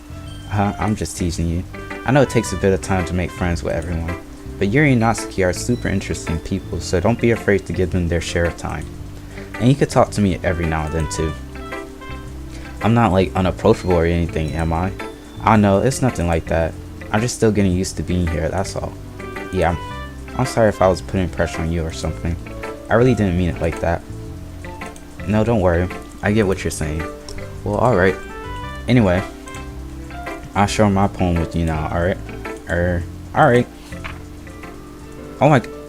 I thought she wrote something short. I really thought she wrote something short. She got me in the first half. Okay. The lady who knows everything. An old tale tells of a lady who wanders earth. The lady who knows everything. A beautiful lady who has found every answer, all meaning, all purpose, and all that was ever sought. And here I am, a feather. Lost adrift the sky, victim of the currents of the wind. Day after day I searched with little hope, knowing legends don't exist. But when all else has failed me, when all others have turned away, the legend is all that remains. The last dim star glimmering in the twilight sky. Until one day the wind ceases to blow, I fall, and I fall, and fall, and fall even more, gentle as a feather, or dry quill, expressionless. But a hand catches me between a thumb and forefinger, the hand of a beautiful lady. I look at her eyes and find no end to her gaze. The lady who knows everything knows what I am thinking. Before I can speak, she responds in a hollow voice. I have found every answer, all of which amount to nothing. There is no meaning, there is no purpose, and we seek only the impossible. I am not your legends. I am not your legend. Your legend does not exist. And with her breath, she blows me back afloat, and I pick up a gust of wind. You know, I feel like learning and looking for answers are the sort of things that give life meaning. Not to get too philosophical or anything, but it was kind of on my mind, so that's what I wrote about. I see. I never really put much thought into it. In a way, it's almost paradoxical. Because if we had all the answers, wouldn't the world start to lose its meaning?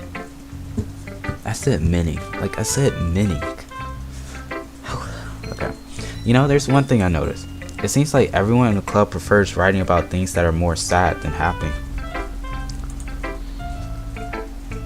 Are you surprised? I mean, if everything was okay, we wouldn't really have anything to write about, would we? Humans aren't two-dimensional creatures. I think you know that better than anyone. You mean one-dimensional? Ah, yeah, that.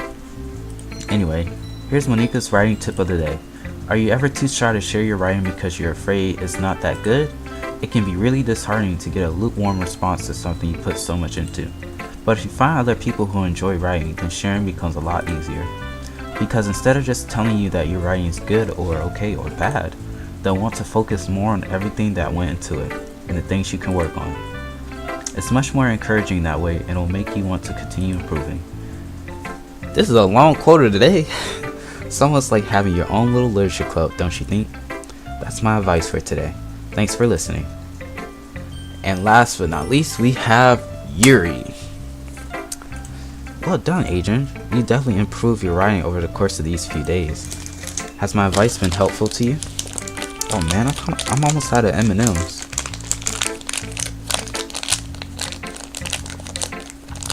I have not Ian Turner. That's okay. Yeah, definitely. I'm glad.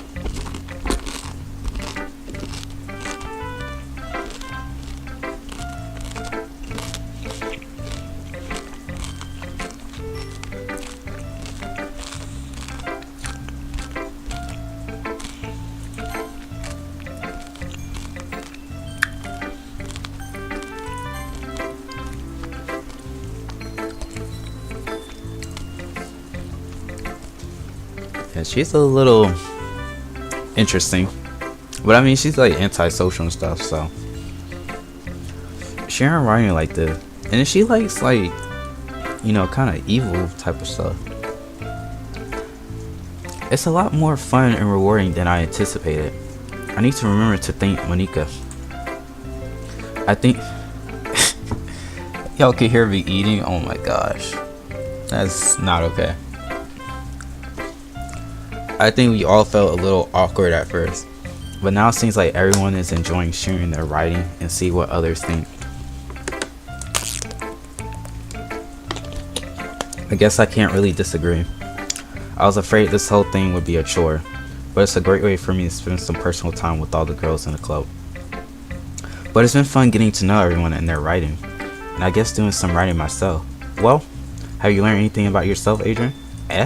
Well, you know how I like to say that writing is a very personal way to get in touch with yourself. In the end, it doesn't matter if you're a good writer or a bad writer, and even my opinions are just opinions, you know? As always, I believe what's most important is exploring and discovering yourself. That's comforting. I'm kind of afraid of disappointing you in some way or another. Why me? Nope. That voice crack, oh my gosh. Okay. Well, you're always sophisticated with your writing and have the most advice to share. Is that so? Yuri thinks for a good minute. That must be terrible, for me to have become someone whose opinion is fearsome. How unlikable of me. Yuri, it's not as bad as you're making it sound in your head. I just meant that I respect your opinion. I see. I'm sorry that I always overthink and come to those sorts of conclusions. I'm just a little too used to it. Overthinking? Being disliked. Yuri? What am I saying? I'm sorry, I didn't mean to bring that up. Let's move on. Alright, do you want to share your poem now? Okay, here.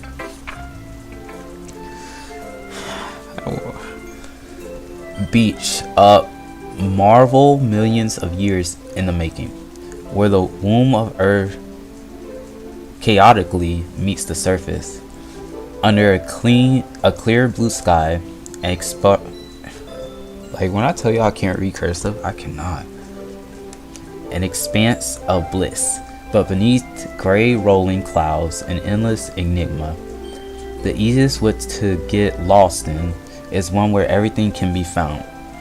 One can only build a sandcastle where the sand is wet, but where the sand is wet, the tide comes. Will it gently lick at your foundations until you give in? Or will a sudden wave send you crashing down in the blink of an eye? Either way, the outcome is the same, yet we still build sandcastles. I stand where the foam wraps around my ankles, where my toes squish into the sand. The salty air is therapeutic. The breeze is gentle yet powerful. I sink my toes into the ultimate boundary line, tempted by the foamy tendrils. Turn back and I abandon my piece to a roll at the shore. Drift forward and I return to earth forevermore. Okay, I'm glad I'm not the only one, cause like, but I tried.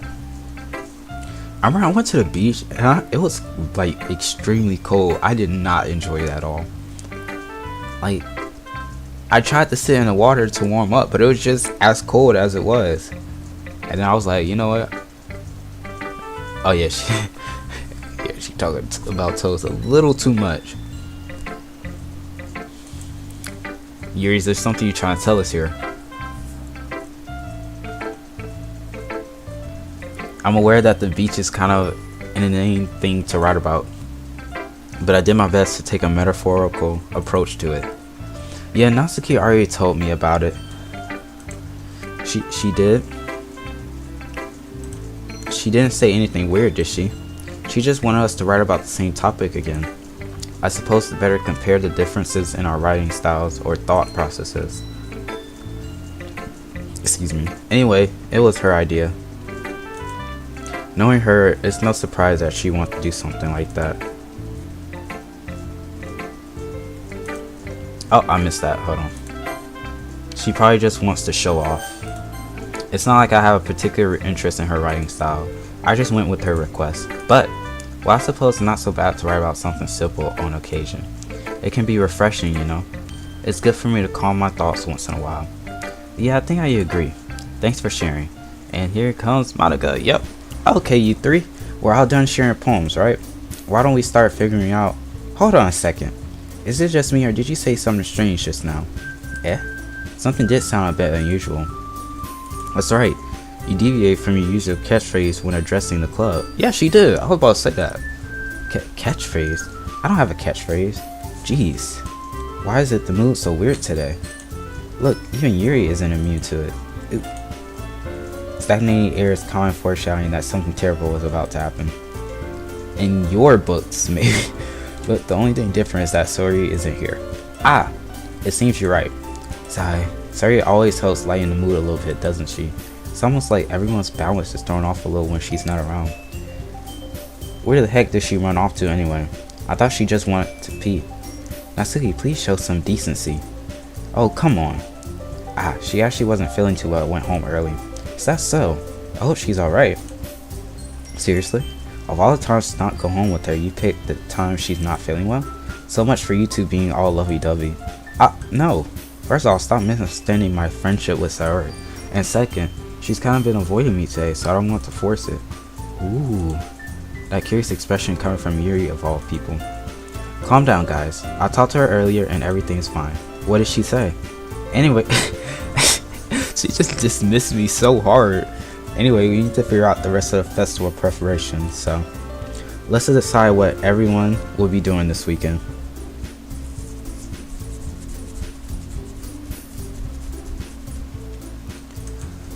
I already know what I'm doing. That's right.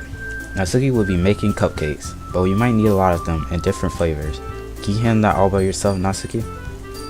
Challenge accepted. And as for myself, I'm going to be printing and assembling all the poetry pamphlets. Sari will be helping me design them. And as for Yuri, you can, guys, can you help me come up with something for you? I'm useless. No, that's not it at all. You're the most talented person here, you know. Now, Natsuki pouting too. Geez, even I could tell now. I guess I never gave Sari enough credit. But I could tell things are even harder on you when she's not around. Ah, that may be the case. But if I can't also be a leader on my own, then I won't grow as a person. So Yuri, you have beautiful handwriting, you know? So you should make some banners and decorations to help set the atmosphere. Atmosphere? I'm about that. I love atmosphere. Yuri's expression suddenly changes as she stares at her desk and focuses and starts nodding to herself. Your mind is already racing, I see. That's great. You'll be a wonderful help, Yuri. But anyway, that just leaves you, Adrian. The one who is truly...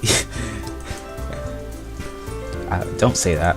In fact, both Natsuki and Yuri have some pretty heavy tasks to handle. It will probably go a long way to give one of them a hand. You could always help me out as well. I would be really appreciative of that. Is Monique suggesting I spend the weekend with one of my club members? How on earth are they going to respond to a suggestion like that? I suppose I wouldn't mind a bit of help. Well, even if you don't know how to bake, there's always some dirty work I could give to you. You know, I would choose Natsuki just to throw hands with her. Like, we would spend the whole weekend just throwing hands. Not like Monica's going to give me a choice and you shouldn't be sitting on your butt anyway. Natsuki tries to mumble a bunch of excuses like that. If I recall, Natsuki, You mentioned that you would like to handle the baking on your own. Adrian may not like to be around if you only make him out to be a nuisance. So therefore, he may be more suited to assisting with the decorations. Hold on, I never said that. How hard could it be to make a few decorations anyway? Sounds more like you're just making excuses for Adrian to... What are you saying? It will be extremely meticulous work. And baking isn't? Just what do you think? Guys, let's settle down for a moment. In the end, I think it's up to Adrian to decide how he'd like to contribute. Besides, he hasn't really gotten the chance to spend any time with me yet, you know? So I'm sure he's interested in... You literally just said... I'm surprised as well. Sorry, I was just saying though. Jeez, can we just settle this already? Yeah. Adrian, you're okay with this, right? In the end, it's up to you. Of course. Very well. In that case, everyone looks straight at me. But of course, I'm going to go with... So who am I choosing? I think I'm going to let someone decide. Or should I just spin the wheel?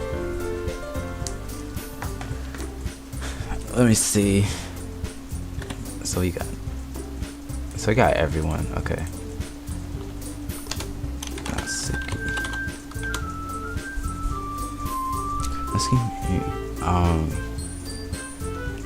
Sayori. Gosh. Did I spell her name? I spelled it wrong. No, I didn't. I did. Monica? Okay. Monica. Jeez. You know, I'm just curious. What would the wheel say? I'm just curious. But I'll do Monica. Ew, it chose Natsuki. Okay. So Monica. Well, I guess I should probably be helping Monica. Yay, you picked me. Hold on 1 second. Yeah, Monica, you're the one who needs the least help out of all of us. But I agree with Natsuki. Not only is your work already most suitable for one person, but you already have Sori as well. But what Adrian was the one who... that doesn't matter. You're the one who scared him into picking you in the first place. You're the club president, Monica. You're supposed to make responsible decisions for the club.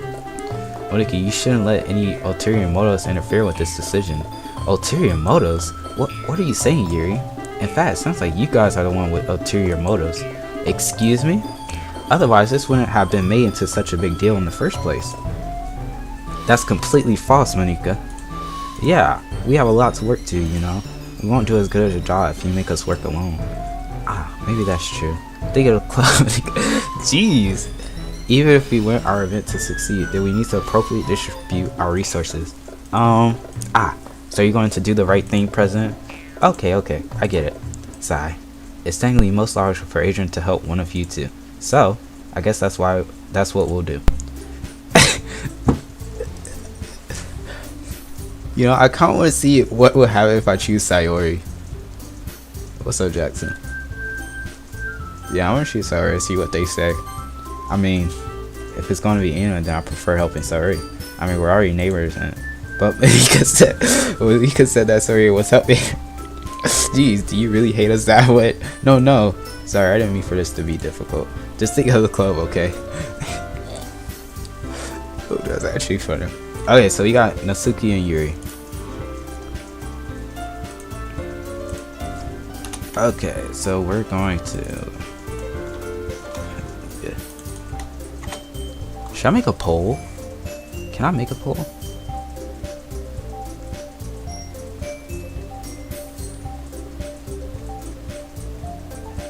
You know, I don't know. I never really questioned that.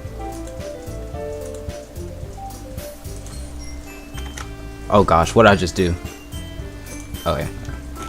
Ooh. I put on cap lock. Ooh, shit.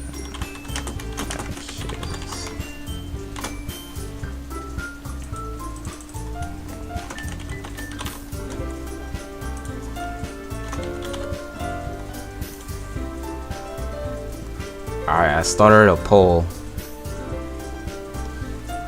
But in the meantime, let's just spin the wheel.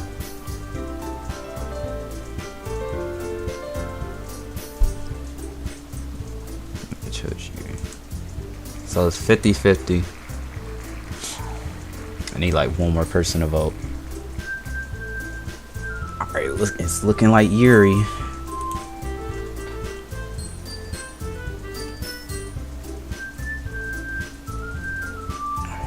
I think,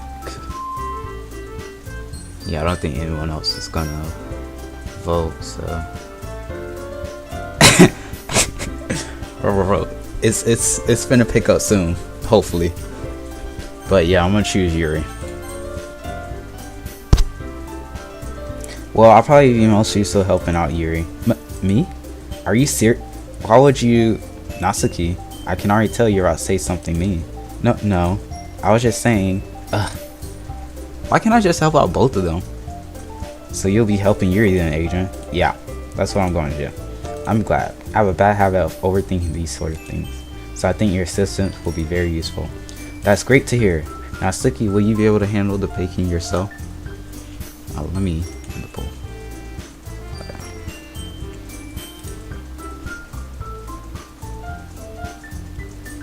I mean, yeah. I already said I would be fine. Okay. Everyone could tell that Natsuki is feeling a little sour. So is that everything we need to go over? Yeah, that should be about it. Are you guys excited?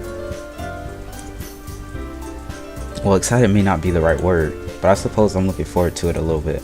Do you feel the same way, Adrian? Me? I guess you could say I'm interested to see how it'll turn out. That's good enough for me. What about you, Natsuki? Natsuki? What? Why is everyone yelling at me? I didn't even do anything. No, that's not what I meant at all. Yuri anxiously glances between everyone in the room. I'm sorry for this. I don't really know why Adrian picked me. And also, your cupcakes are the best cupcakes I ever had. They go really well with my tea. And nothing that I do for the event will compare to that. So, I get it. I'm kind of surprised though. Why? Well, I'm the one acting immature. I already know that. But you're trying to cheer me up all of a sudden. I know, I'm not very good at it. I'm sorry if I said something bad. Natsuki isn't the only one surprised.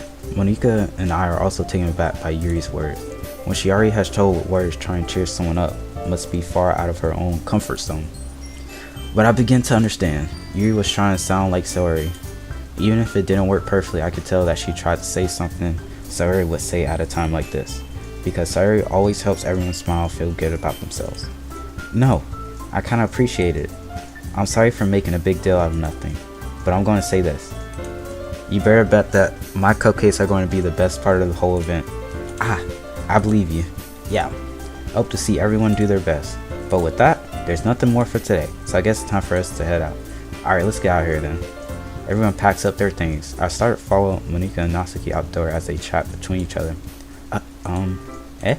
I turn around. Sorry, I realized that I don't have any way of contacting you this weekend. Oh, you're right. I can't believe that slipped my mind. Should I give you my phone number? I think that would be the best way, yes. Alright then. Yuri and I exchange phone numbers. Okay, then I'll be stopping by your house on Sunday. My house? Is that a problem? No, not at all. I just thought that I'll be the one going to your house since I'm the one helping you. I suppose that makes sense. But if you don't mind, I think I would prefer going to your house. Alright, in that case, it won't be a problem. I decided not to press Yuri for a reason. It's not like it should matter much either way, so I'll just need to make sure my room is clean. Bro, imagine if someone walked in my room while I'm playing this. Like, you're watching this, I'm playing this. But, you know, it's just a game. They know I'm streaming though, so I could get away with it. I hope I managed to make myself useful in some way. I'm not nearly as creative as you are.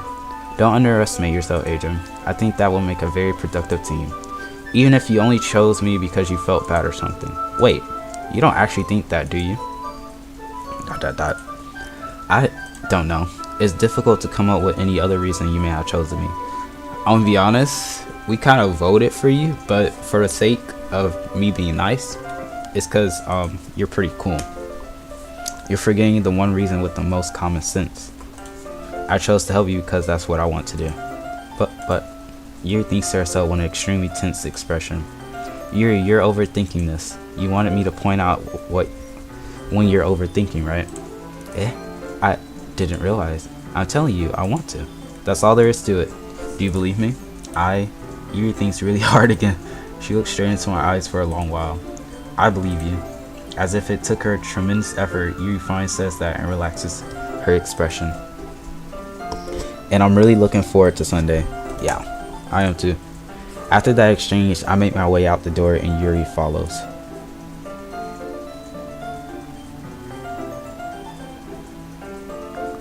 I can't believe this. Yuri's going to be coming to my house on Sunday. Even though I would have preferred to do this with Sayori, my anxiety still shoots through the roof. I guess I gotten pretty used to handling her at this point. But who knows what might end up happening when we're outside of the school. She even told me she was looking forward to it. I shake my head. Why do I feel nervous that Sayori finds out about this? It's not like we feel that way about each other. Besides, like Monika said, this is about the club. I have nothing to worry about. He is lying to himself so hard. If I just go with it, then I'll have a good time.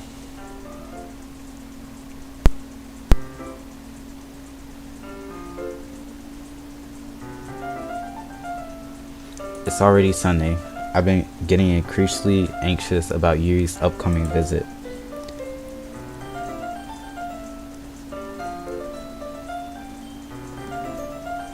I keep telling myself there's no reason to be nervous, but it doesn't help much. Yuri is clearly an introvert and also an intimate person in general.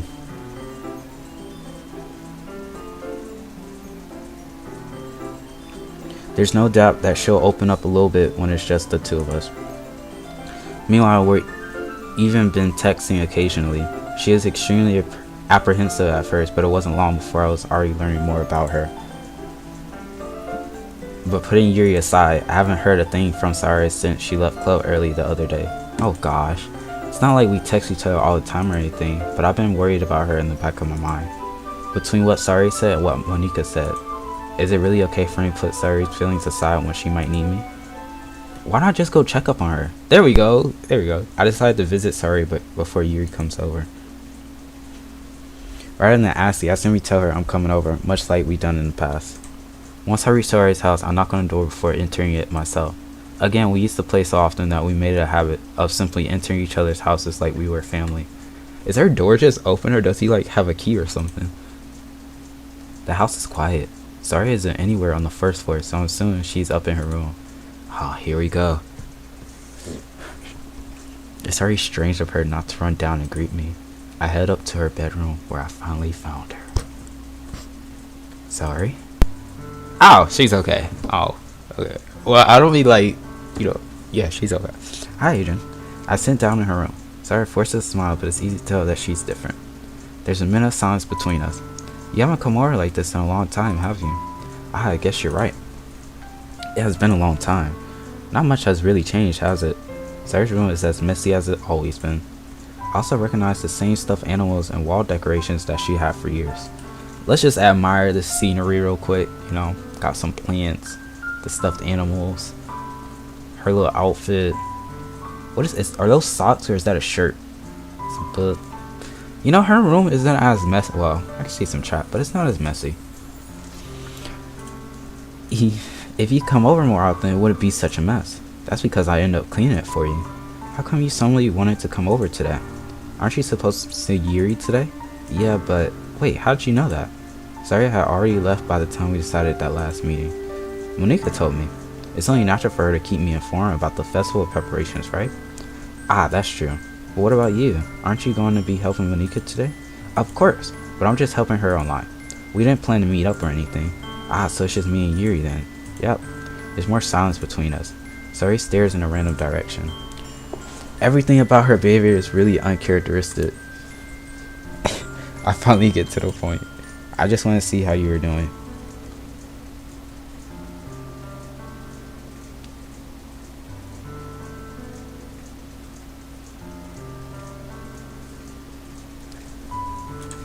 After you left on Friday, when something's wrong, you can't hide it from me. I know you too well. So, Sayori smiles, shaking her head. That's no good, Adrian. Eh? Why can't it just be like it's always been? This is all my fault. If I didn't get so weak and accidentally express my feelings, if I didn't make that stupid mistake, then you wouldn't have been worried about me at all. You wouldn't have come here. You wouldn't have even been thinking about me right now. But this is just my punishment, isn't it? I'm getting punished for being so selfish.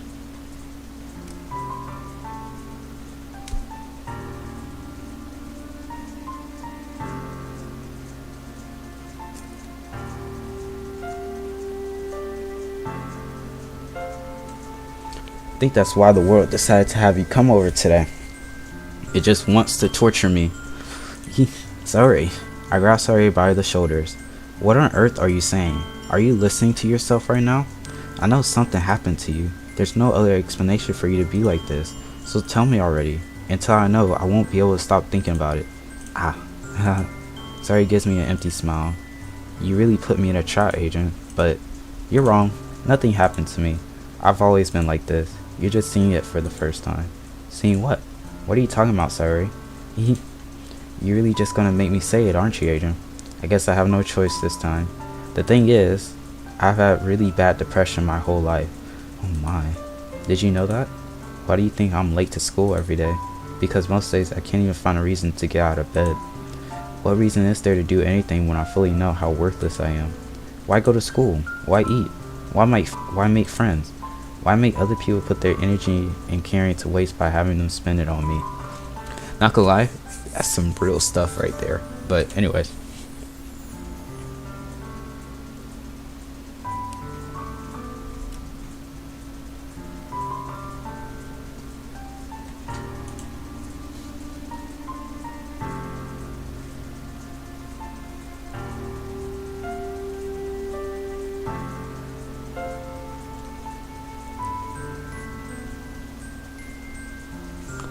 And that's why I just want to make everyone happy. My bad. Without anyone worrying about me. I'm in shock. I can't even figure out how to respond. How is it possible that Sorry kept this from me the entire time that I've known her? Does she really want so badly for me to just not think about her? Why, Sorry? Why is it that you never told me about this? It almost feels like I've been betrayed as your close friend. Because if I knew, I would have done everything I could to support you. Even if there's only so much that I could do. I would have tried a little bit harder and make every day a little better for you. That's why I'm your friend. All you had to do was tell me. You don't understand at all, Adrian. Why do you think I didn't tell you? Because if I told you, then you would have to waste effort caring about me instead of doing important things. I don't want to be cared about. It's bittersweet when people try to care about me. It feels nice sometimes, but it also feels like a bat being swung against my head. That's why I wanted so badly for you to make friends with everyone else. Helping everyone be happy together is the best thing for me. Just tell her your friend is streaming. But then I discovered something else too. Tell her it's a horror game too. Seeing you make friends and get close with everyone in the... Wait, what? I didn't even read the last word. Seeing you make friends and get close with everyone in the club. Feels like a spirit going through my heart. So that's why. That's why I decided the world just wants to torture me.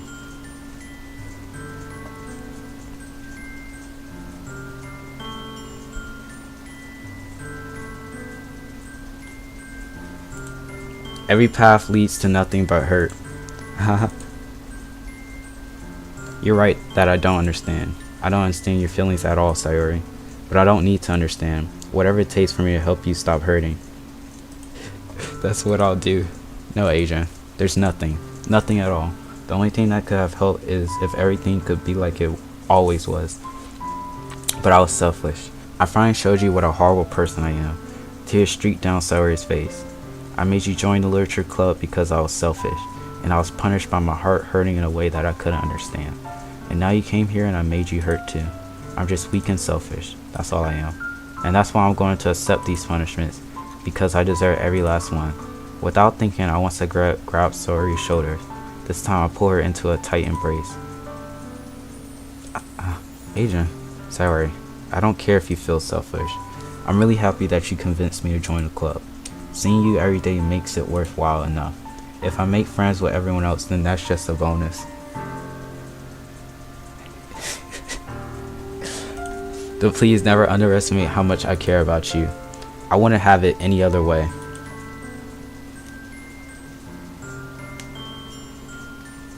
Adrian. Sayori isn't hugging me back, despite my arms being wrapped around her. Sayori's arms remain at her sides.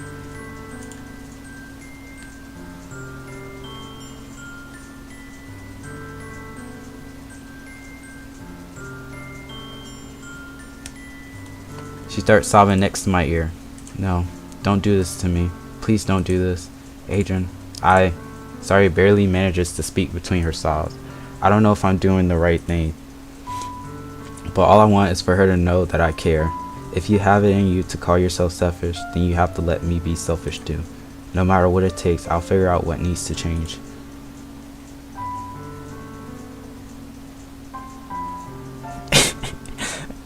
I'll make these feelings go away, and if there's anything that you need me to do, then you better tell me. I'll get mad if you don't. I don't know. I don't know. I don't know. Gently, Sari finally puts her arms around me in return. I don't know anything. It's all really scary. I don't understand any of my feelings, Adrian. The only time I'm not feeling nothing is when I'm feeling pain. But your hugs are so warm, and that's really scary too. Sari lets me go. As she does so, I let her go as well. The festival is tomorrow. Yeah. It's going to be fun, right? Yeah. How would you like for me to spend it all with you? It's what I want. I promise. I think that would be nice then. Yeah. Sari wipes her eyes. If I could spend the whole day here, I would. Of all days, this has to be one where I have other plans. Maybe I should cancel. No, don't. Please don't. If you did that, then I really wouldn't forgive you. But it's almost time for Yuri to meet me at my house. At the very least, do you want to come along and help out? It would be fun. To my surprise, Sari shakes her head. I'm sorry. I don't know if that would be very good for me today. You understand, right? It's kind of hard for me to fully understand, but I'm trying my hardest.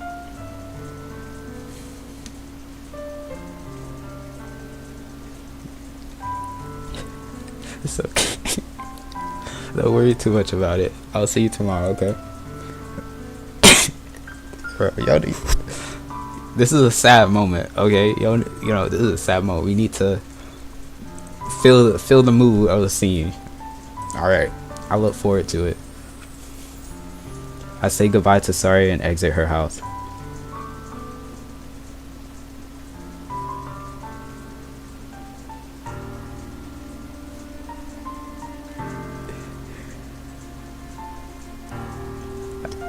I say goodbye to Sari and exit her house. On the way home, I find myself still feeling uneasy, but it's hard for me to keep thinking about it when Yuri is about to come over too. I think Sari is right. I shouldn't be worrying too much, and we're definitely going to have a great time tomorrow.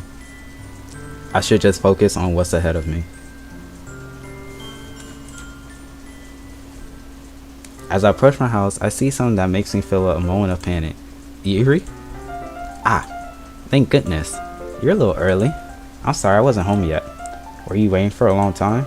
No, I just got here, but I started to get really nervous when nobody answered the doorbell. You always could have texted me. If I had known, I would have reassured you and hurried more on my way. I suppose that's true. I didn't think of that for some reason. It should be common sense to do that, but I decided to ignore it. Anyways, let's go inside. I see you brought a lot of stuff with you. That's right. And did you manage to find everything I asked you to buy as well? Yeah, pretty much. At least I hope I got everything right. I'm sure it'll be fine. Alright, it's time to prepare for the festival.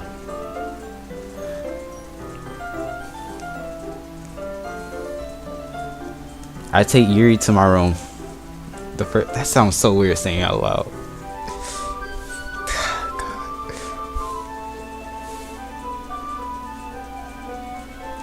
The first thing she does is glance around curiously, which makes me feel anxious. Let's examine the room real quick. Room check. Okay, you got a nice little setup. Where the PS5 at though? Where the Xbox at? Where the computer at? Got a lot of books. For someone like, for him hating on the literature club, like, his room is kind of like full of books. I was playing Doki. I was with Nas to keep cooking. Okay, so you get to see what it's like on what's her name's side? I forget. Yuri's side. The first thing she does is glance around curiously, which makes me feel anxious. It's so clean. I cleaned it before you came over, so that's very considerate of you to do. I know. I would be really embarrassed for my room to be a mess while you were here.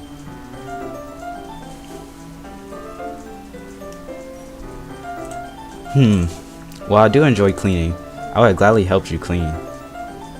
Oh my goodness. she would have helped me clean my room. That's funny. I would have gladly, yeah. That would be even more embarrassing. Wait, don't look in there. I snatched Yuri's wrist, which was in the process of opening a desk drawer of mine. What's in that drawer? Like, you're supposed to be me. What's in that drawer, bro? Anyways. I'm sorry. I was thinking for some reason. I was just spacing out. It's fine, it's fine. I let go of Yuri's wrist. You know, that's what's in there is a manga I'm working on. Alright? Nothing weird. Don't be weird. But that's just some manga. You know, it's not fully developed yet, so I don't want anyone to see it.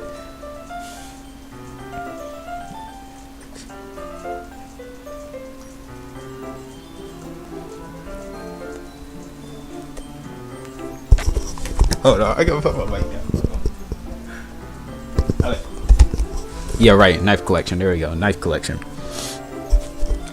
She puts both of her hands firmly in her lap, as if making sure she's keeping track of them. So, should we get started?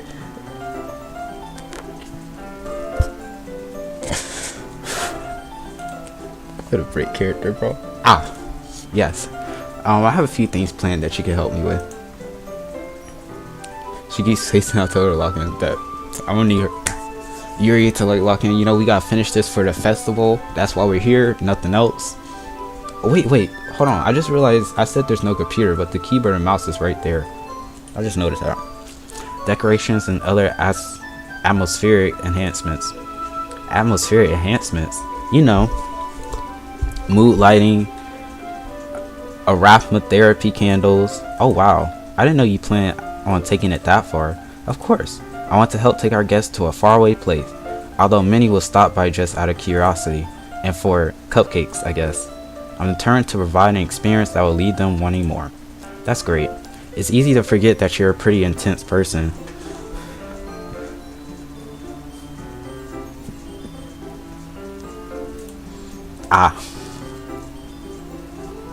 Intense? I guess that's the best way to put it. Is that a bad thing? No, not at all. It's something that I like about you, actually. Is that so? That makes me feel relieved, and kind of happy. Yeah, no need to be so anxious. You can relax a little. Relax? I brought some things for relaxation. I was going to use them during the poetry event. Oh yeah, like what? Let's see. Yuri rummages through her bag. She pulls out a few candles and a wooden cylinder-shaped object. I did some shopping on the way here, so I happen to have these in my bag. I plan to cover the windows in black paper and use the candles to light the room. Make that atmosphere. A dozen viewers, you're on the... Let's go. That's the highest I got so far. I was kind of hoping to break 10 during this stream, and we actually did, so I thank y'all, everyone, for the support. But I think that would be amazing, don't you? Yeah, that would be really neat. What's that wooden thing though? Oh, this? It's a diffuser for essential oils. How familiar are you with aromatherapy? Not familiar at all. Is that so? It's one of my favorite contributions to a positive atmosphere. You know, she has all this stuff. I'm kind of curious, like, what her room looks like. Because, you know, she got purple hair, so I kind of feel like her room would be darkest and stuff.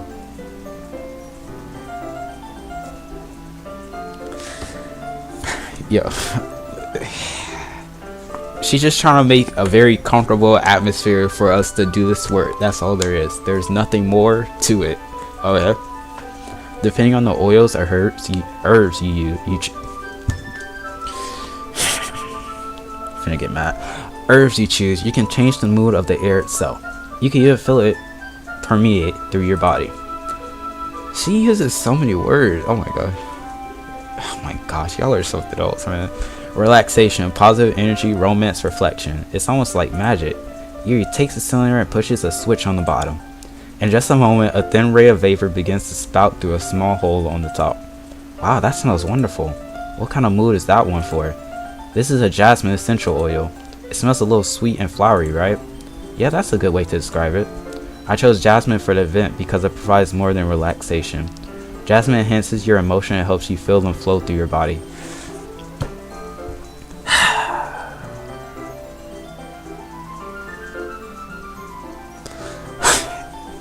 She's not helping my case. Like, I'm trying to make this as normal as possible, and she's not helping my case. You feel warmer and your heart pounds more heavily. Don't you think that would be perfect for sharing our poems? It does sound suitable, but you seem to know a lot about this, so I'll trust your opinion with anything. Yuri smiles gently, clearly enjoying yourself. Oh, I don't mind spoilers. I know a little bit about the game. I never, like, fully went through it, like, watched a video on it, but I know a bit about the game. She again reaches into her bag and pulls out several spools of thin ribbon. What are those for? Well, did you purchase the origami paper I asked you to get?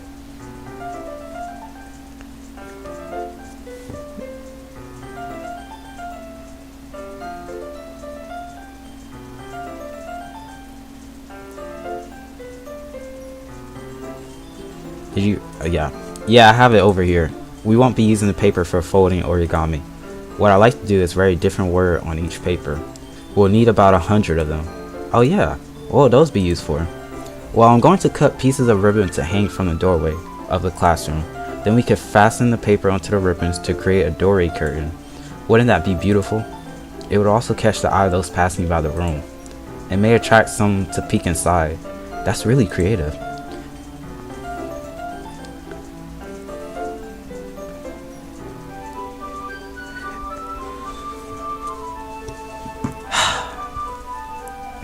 I cannot take people seriously. I cannot take people seriously. Okay. I had no idea you'd be so good at this, Yuri. Is that so? Well, I suppose I do get a little intense, as you put it. I'm not saying that. I can't. My dignity's on the line with that one. Yuri giggles with red cheeks. Is it just me, or is she more relaxed when it's just the two of us? Or maybe it's the excitement she feels from sharing something that she enjoys. Here's a marker, Adrian. You can write any characters you want. I'll help you once I finish cutting the ribbon. Ah, alright. Sitting on the floor together, the two of us get to work. I carefully draw a different character on each paper, doing my best to manage my bad handwriting. Yuri unravels a long strand of red ribbon to her desired lip. Then she reaches into her bag once more and pulls out a pocket knife. Hello? Hello? Pocket knife? Okay.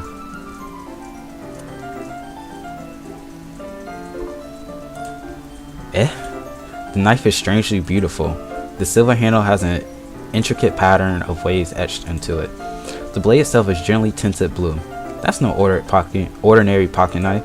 It looks really fancy. Well, can I see the knife? Embarrassed, Yuri looks away. What is it? You're going to think it's weird. Yuri, whatever it is, I have no reason to judge.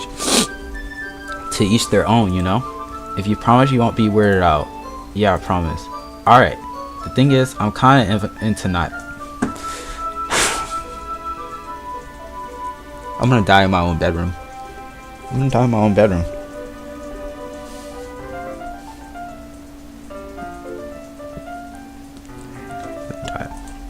They're just so pretty. I can't help it. I don't know what it is. The combination of craftsmanship and feeling of danger, maybe. Ooh, what am I saying? Please don't think I'm weird for this. You're laughing at me. No, I'm not laughing at you. It's just funny how nervous you got about sharing. It's an interesting thing to be into, I guess. But I think it kind of suits you. Suits me. Yeah, it's kind of intense.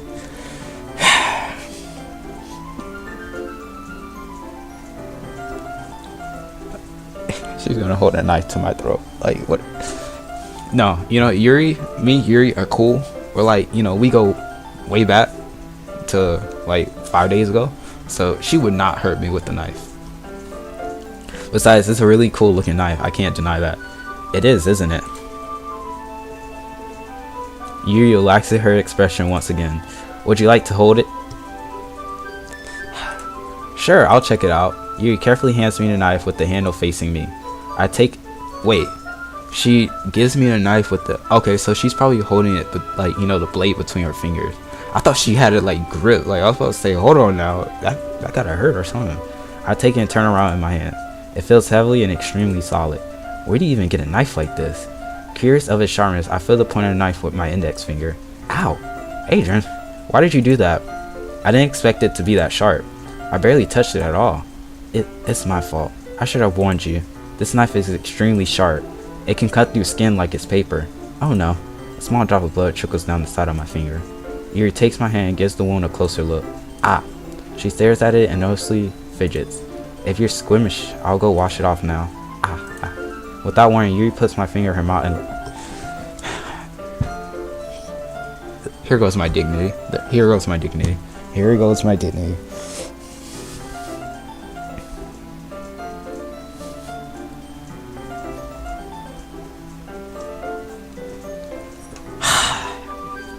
I hate it. You know what? We're just gonna look past that. We're just gonna look past that. We're just gonna look past that. We're just gonna look past that. We're just gonna look past that. We're just gonna look past that. I feel her tongue start. I instantly pull my hand back. Oh, please forgive me. I wasn't thinking. Yuri lowers her head, her face burning up. Yuri, that's the most embarrassing thing I've ever done. How could I do something like that? I'm sorry. I should have chose Natsuki. I should have listened. Yeah, it's my fault. Of course, it's my fault. I don't know, like, how. Sure, it was a little weird. It took me by surprise. But I guess she was just trying to help, right? I think you're overreacting a little. She doesn't lift her head. What if she doesn't recover from this for the rest of the afternoon? Alright, you know what? This might be a stupid thing to do, but I do it anyway. I take Yuri's hand and look.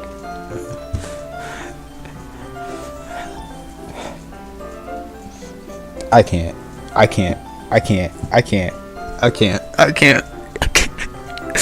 read it or unsubscribe. I read it, man. I read it. I can't. What is Yo.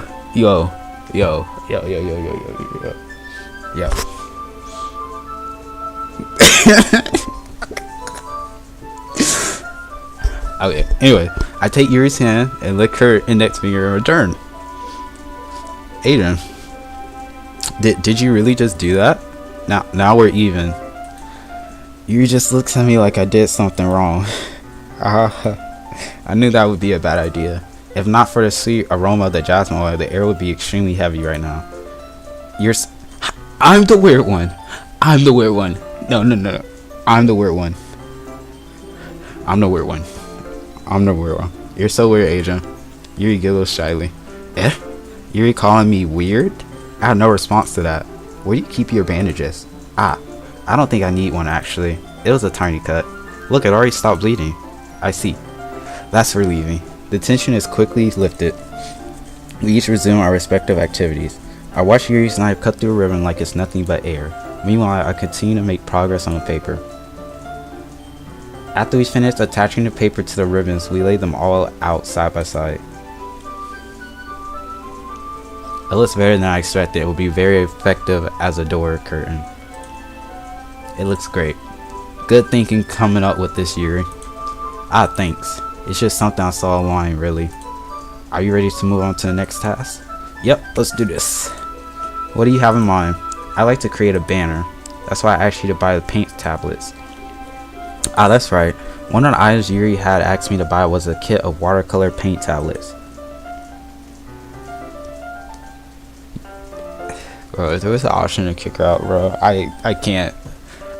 Not only did she make me read that, but this is my dignity. My dignity's just gone. I'm done for.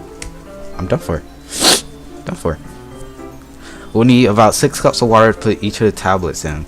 Do you mind fetching those for us? Of course not. 6 cups of water. I'll be right back in a minute. I bet you she's gonna go through my room. She's gonna go through my room. Thank you very much. Oh, just a little bit of water is okay. If you fill the cups too much, it'll be too diluted. Oh, do I have to do this myself? Taking Yuri's advice, I decided to use small plastic bathroom cups rather than full-size glasses. I'll put them on a plate to catch any paint that drips, then bring it back into my room. Yuri? Yes? I come and see Yuri quickly unrolling her sleeve, pulling back over her arm. Nothing. Your face is a little red. Is it too hot in here or anything? No, not at all. There's nothing wrong, so let's mix the paint. Yuri hurriedly dismisses me and takes it upon herself to unwrap the tablets, dropping them into the cups. So, I thought we would do something simple that would look very nice. I like to paint a gradient across the banner. I kind of want to see this banner. What do you donate? I don't. Oh, I would. Can you even donate? I don't think you could donate.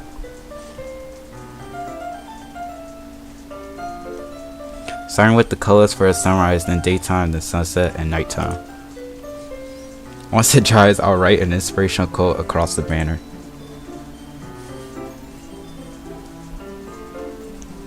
We can hang it on the wall behind the podium at the front of the classroom. Ah, neat. What are you going to write? Well,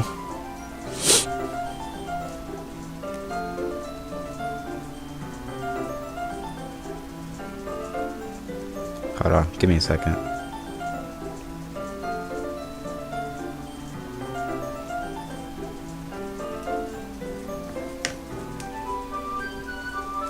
Okay. It would be more fun to surprise you. Yuri smiles at me. If you say so. After rolling out the banner, Yuri and I kneel on opposite sides so we don't get in the way of each other. Yuri uses a brush and adds a few dots of different colors across the banner to serve as a color guide when we paint.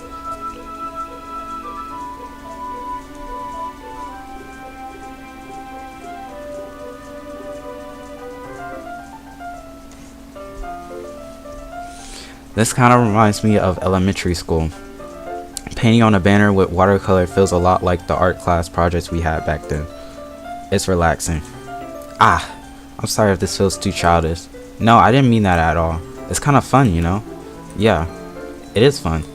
You know, I kind of want to paint something. Like, I have not painted something good in a long time. Emphasis on good.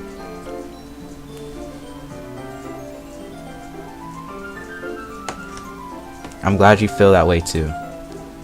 Yuri stops painting for a moment, thinking to herself. For me, I don't need to go out and do crazy things to have fun. In fact, I usually don't even want to. I just like when I can spend time with one other person, even if something simple like reading. It doesn't even matter if we don't talk much. Just having a friend next to me makes things feel a little bit nicer. I think that's all it takes for me to be happy. Is that so? Even if Yuri and I are quite different, I can understand where she's coming from. I feel that way about things like anime and games, where simply sharing the experience with someone can make me happy. Gosh. Can't break character. I need to stay, can't break character. I think I feel the same way. Yuri smiles gently. I knew you understand. Yuri leans over the banner to grab an unused paintbrush, but I move at the same time, causing my head to bump into hers. I'm not saying that. I can't say that. I'm not saying that. I can't. This game is really, it's really trying me. Okay. I don't even know how to say it. We're gonna skip that. Sorry. Yuri reels back and I quickly lift my hands in surprise. Are you hurt? No, I'm not hurt. It just startled me, that's all. Sorry, I should have asked you to get it for me. It's not your fault. Ah, your face. I'm not saying it. There are droplets of paint on Yuri's face and neck. Is there something on my face? Yeah, I accidentally got paint on you. Sorry, it's totally my fault. I'll get a towel right away. I rush out and fetch a small towel, then I dampen it with hot water. I return to my room and kneel back down in front of her.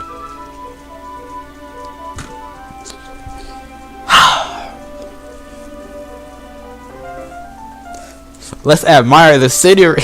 Gosh. Can't do it. Okay. Here. I pat Yuri's face and neck with the towel. Ah. Is something wrong? It's hot. I just didn't expect it. Sorry. I didn't want to use cold water. Having finished, I start to retract my hand, but Yuri suddenly holds my wrist. Wait. Eh? Just for a little longer. It feels really nice.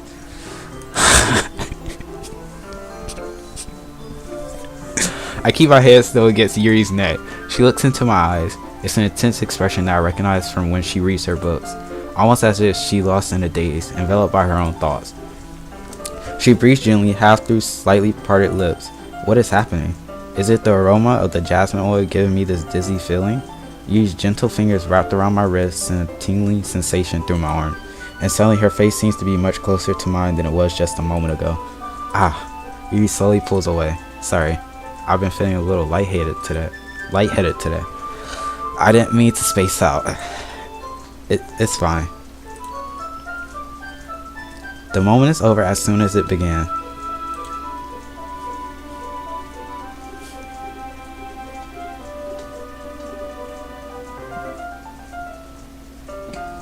Yuri picks up her brush again, but her movements seem clumsier, like she's unable to focus. I remain silent, forced to ignore the event that just transpired. I hesitantly retrieve my own brush and continue following Yuri's example.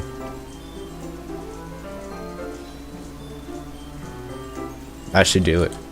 I finished filling the night sky with white dots that look like stars. Looking at the banner as a whole, it's very pretty and natural looking. Can we see it? I think it came out better than I expected.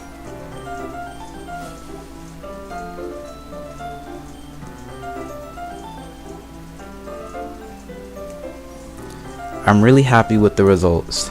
Yeah, me too. Are you going to add the lettering now? Not yet. It needs to dry first. That's true, but won't that take a while? Well, perhaps it would be best to leave it here than have you bring it in the morning. I can do the lettering in the classroom before our event starts. Is that okay? That's totally fine. Wonderful. In that case, I don't think there's anything more for us to do here. Phew. You say that like you're glad it's over. Was I wrong to assume that you were at least enjoying yourself a little bit? I know it's not that. I'm just glad that we managed to get everything done. I see. I am too. I was a little concerned about time. I need to start making dinner soon. So you don't have any time left? I was secretly hoping we would have extra time after finishing the... He's not making my... He's not making this any easier for me.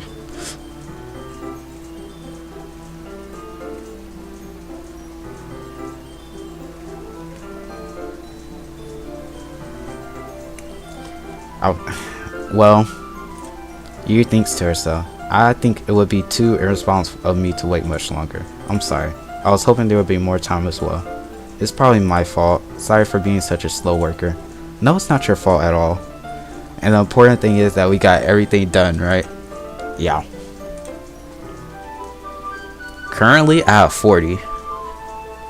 And that's pretty good.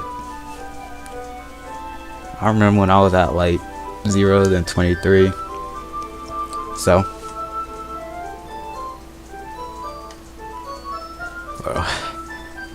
if I can read Chinese, well, I want to learn Chinese actually.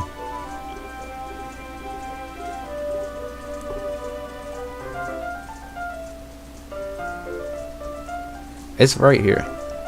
Oh, thank you. I appreciate any and all support. And I hope you're enjoying the stream. I'm trying my best. And tomorrow there's going to be a very interesting stream. I'm going to stream something different.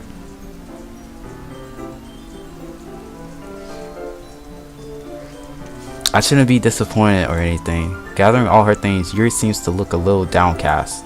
I understand why. It sounded like she rarely gets the opportunity to spend time with friends in a relaxed environment. But that doesn't mean this is the last time it could happen.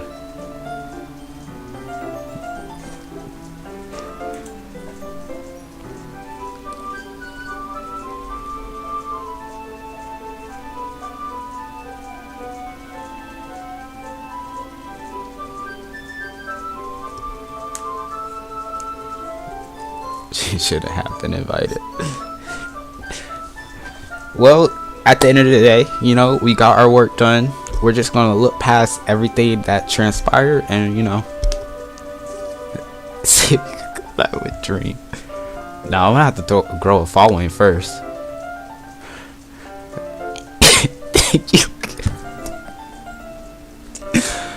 Once Yuri packs up, I walk her out the front door.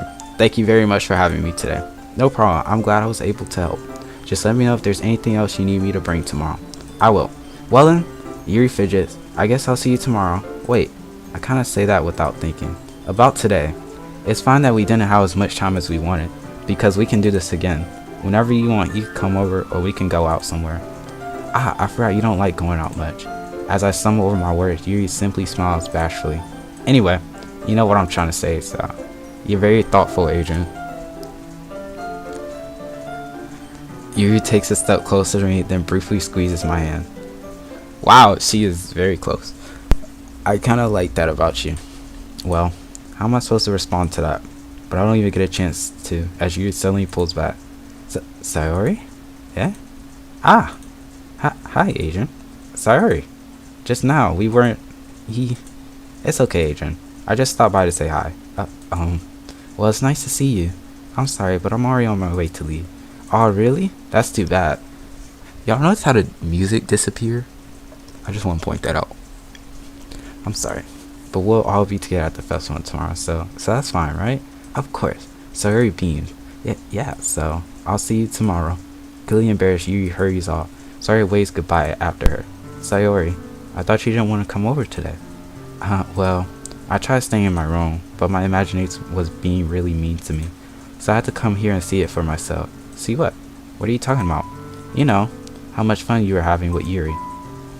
And how close you got to her. It makes me really happy that you made such good friends. That's all that matters to me.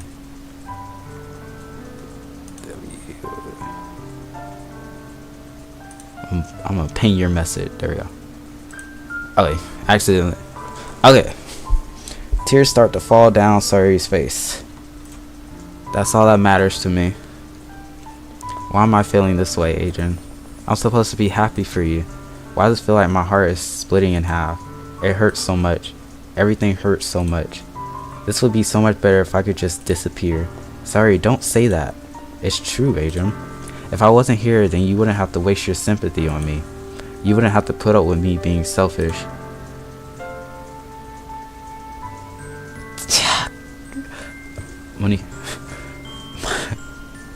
Monica was right. I should just... Monica? Monica was right about what? Sorry. What I said before is true. I'm not going to let this continue. Caring about you like this isn't the burden your mind is making it out to be. It's something that makes me happy. It's something that I wouldn't trade for anything else. So even if it takes an entire lifetime, I'm going to be by your side until you don't feel any more pain. But... Sayori looks away. I put a hand on her shoulder to reassure her. I'm scared, Adrian. I'm really scared. What are you scared of, Sayori? I'm scared that I might like you more than you like me. Sorry? It's true, isn't it? I was weak and started to like you too much. I did this to myself. Adrian, I like you so much that I want to die. That's how I feel.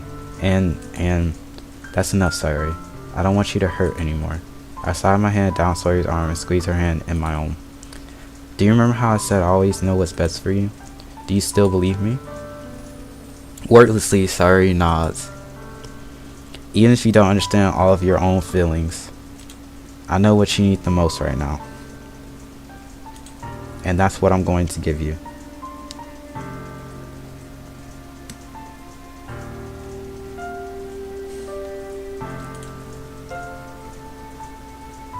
Oh my, there's yo, this is like, why is this? Should I spin a wheel? Or, actually, you know what? I'm gonna create a poll. Yeah, we're gonna do a poll.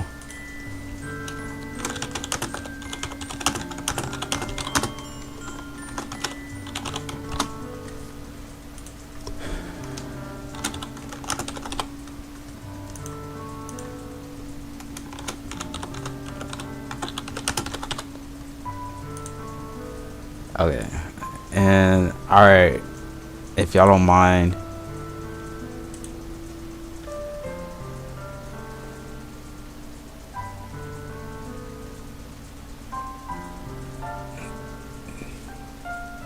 okay,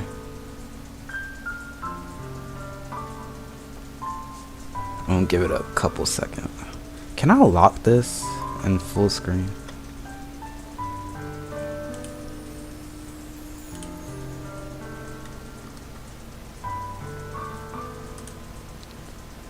Alright, looks like y'all said love her. Okay.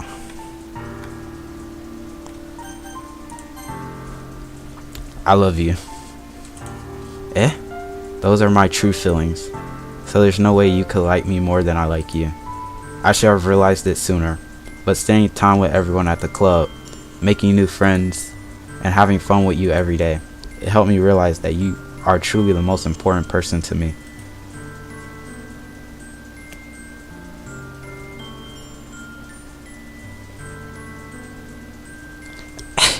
That's why I'll accept any of your burdens, as long as we continue like this every day, with you by my side. Then I know we'll both be happy. Adrian. Suddenly Sayori wraps her arms tightly around me. Hey, we get to see what I look like. But yeah, we can't. What? Y'all can hear my PC? I don't know how.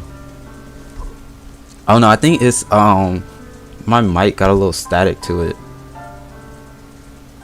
So that's probably what you're hearing. I don't think that's my PC that you're hearing. But yeah, I'm still trying to work to fix that currently.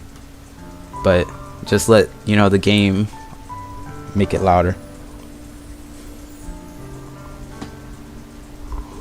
Adrian, is this really okay?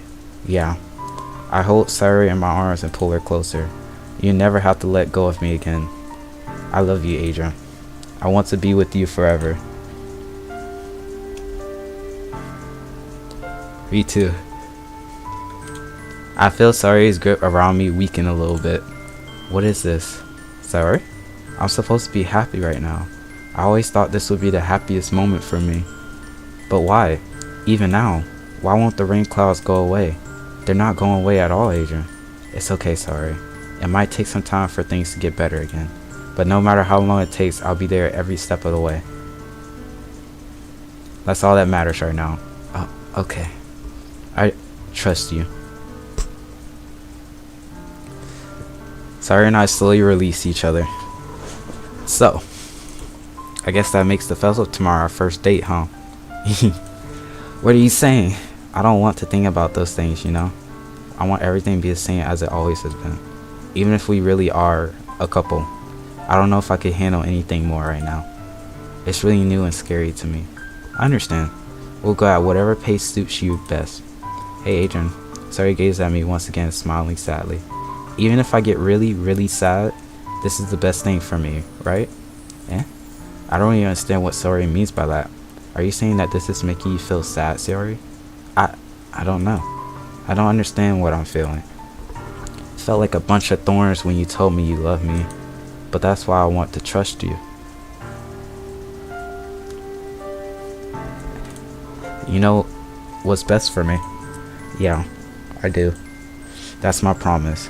I say that, but in reality, I never felt more uncertain when it comes to Sayori. I know that I love her and she loves me, but I'm having as much trouble understanding Sayori's feelings as she is. Even though I can comfort her, I keep wondering if I should be doing something more or something different. I know these thoughts will continue to plague me until things are back to the way they were. Is that what Sayori meant by not wanting anything to change? I don't know, but I know that I'll give it everything I've got. Sayori is the most important person to me. In this game, we're the same age, alright? She's just small. Oh my god, I'm losing all my dignity over this. Never mind, I'm not gonna say that. And I'll do whatever it takes to have a happy future with her. It's the day of the festival. Of all days, I expect this to be one where I'll be walking to school with Sayori. But Sayori isn't answering her phone. I considered going to her house to wake her up, but decided that's a little too much. Oh, no, I think we should.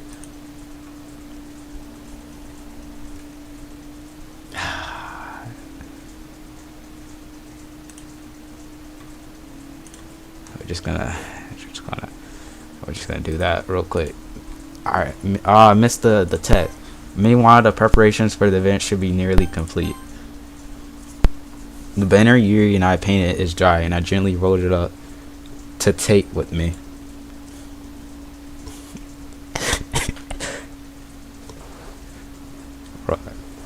Listen, the youngest person in this is Natsuki, because she's like a freshman in this. I think I'm like a junior or sophomore. I don't think I'm a senior, but I think Monica is I think Monica is the oldest. She sent me a pleasant text reminding me not to forget anything, and I reassured her. Funnily enough, I probably feel the same way as Natsuki about the event. I'm more excited for it to be over so I can spend time with Sayori and Yuri at the festival. But knowing Monika, I'm sure the event will be great too. Adrian, you're the first one here. Thanks for being early.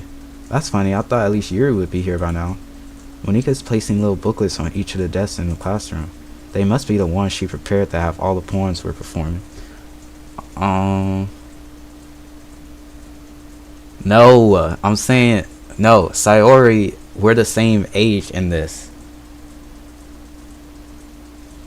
Oh my god.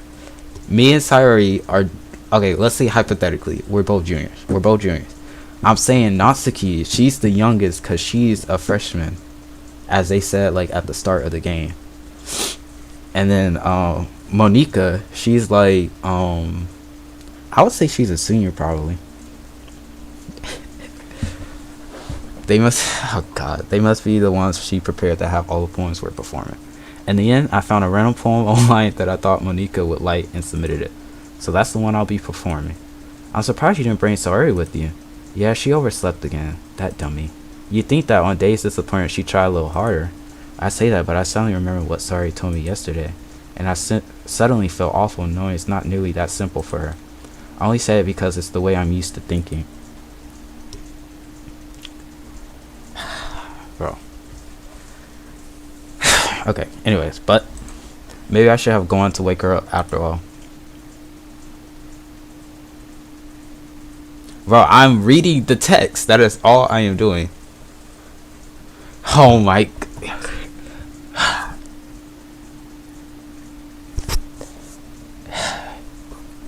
Okay, whatever. You should take a little responsibility for her, Adrian. I mean, especially after you exchanged with her yesterday. You kind of left her hanging this morning, you know? Exchange. Monica, you know about that? Of course I do. I'm the club president after all. Wait, how does she know that? But I stammer embarrassed. Did Sayori really tell her about it that quickly? That we're a couple now? I didn't really plan on bringing it up with anyone yet. Jeez, you don't know the full story at all, so don't worry. I probably know a lot more than you think. Eh? Monika's being as friendly as usual, but for some reason I felt a chill down my spine after hearing that. Hey, do you want to check out the pamphlets? They came out really nice. Yeah, sure. Grab one of the pamphlets laid out on the desk.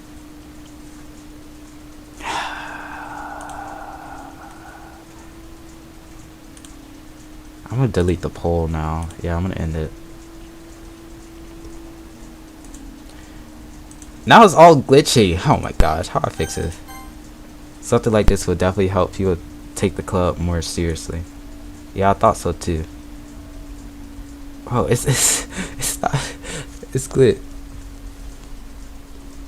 I flipped through the pages. Each mirror poem is nearly printed on its own page, giving it an almost professional feel.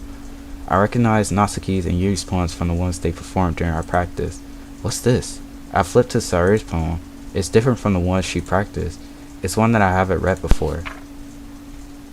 You're joking. You're joking. Get out of my head. Get out of my head. Get out of my head. Get out of my head. Get out of my head. Get out of my head. Oh my gosh. Why did we not get her this morning? But a poem is never actually finished. It just stops moving. Get out of my head before I do what I know is best for you. Get out of my head before I listen to everything she said to me. Get out of my head before I show you how much I love you. Get out of my head before I finish writing this poem. It's PC if it starts. What is this? Reading a poem, I get a pit in my stomach. Adrian? What's wrong? Nothing. This poem feels completely different from everything else Sayori's read. But more than that, I changed my mind. Should I save and start the game over? Is that why the music's not playing? Yeah, I'm gonna save actually. Okay. Yeah, I'm gonna start the game over. I don't know if the music isn't playing because, you know, something weird is happening. I may need to close some tab.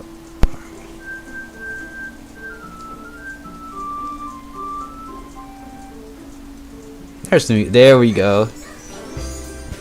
Okay. There we go. I changed my mind. No, it was the game. Alright, it was the game. I'm going to go get Sayori, so... Well, alright. Try not to take too long, okay? Oh gosh, y'all ready? This is where we start to pick up. I quickly leave the classroom. Don't strain yourself. Monica calls that out after me. I quicken my pace. What was I thinking? Excuse me. I should have tried a little bit harder for Sayori. It's not a big deal to at least wait for her or help her wake up. Even a simple gesture of walking her to school makes her really happy. Besides, I told her yesterday that things will be the same as they always happened. That's all she needs and what I want to give her. I reach Sayori's house and knock on the door. I don't expect the answer since she's not picking up her phone either. Like yesterday, I opened the door and let myself in. Here we go. Y'all ready? Sayori? She really is a heavy sleeper. I swallow. I can't believe I ended up doing this after all. Waking her up in her own house. That really is something that a boyfriend would do, isn't it? In any case, it just feels right. Outside Sayori's room, I knock on her door. Sayori? Wake up, dummy. There's no response. I really didn't want to enter her room like this. Is it kind of a breach of privacy?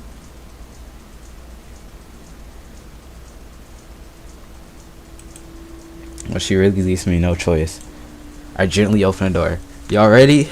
Y'all ready? Oh, gosh. No.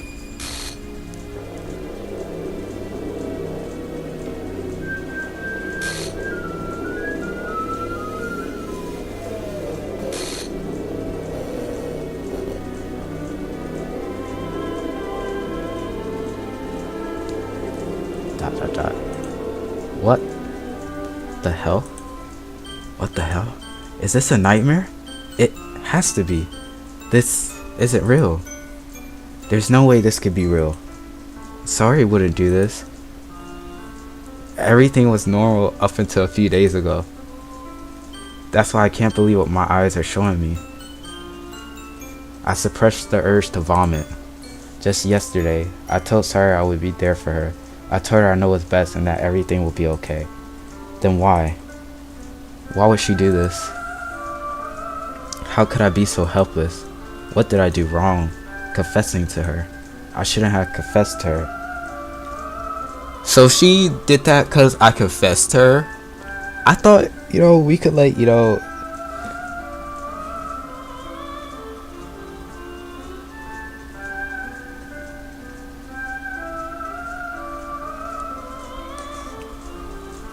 Jeez, I kind of feel bad. I feel sick. That's not what Sora needed at all. She even told me how painful it is for others to care about her. Then why did I confess to her and make her feel even worse? Why was I so selfish? This is my fault. My swarming thoughts kept telling me everything I could have done to prevent this. I mean, I feel like this would have happened either way. Like, if I just spent more time with her, walked her to school, and remained friends with her. I didn't even read that. Hold on. Remain friends with her like it always has been. Then I could have prevented this. I know I could have prevented this. Screw the literature club. Screw the festival. I just lost my best friend. Someone I grew up with. She's gone forever now. Nothing I do could bring her back. This isn't some game where I could reset, try something different. I mean, like, not to, ruin the moment, but like, I could technically go back, but I had only one chance and I wasn't careful enough.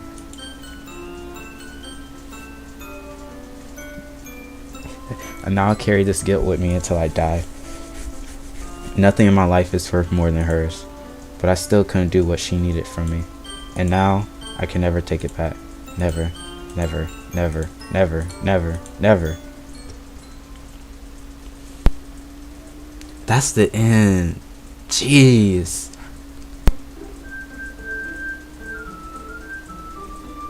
And now it's all glitched.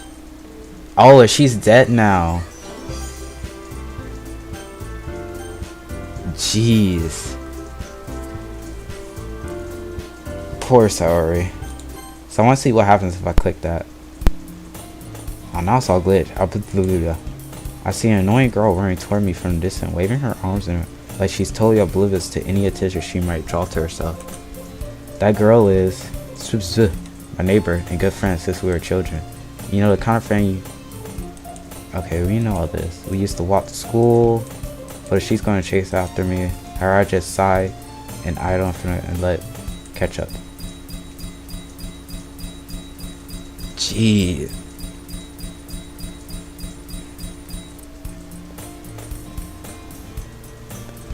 It's an order that like any other. Morning usually the worst. Being surrounded. Okay. I always tell myself that I have no motive. Perfect content just getting by on the average while spending my free time on games and anime. So this is the same as before, you know, the first part, but you know, it's not glitching because she's dead. The school day is ordinary.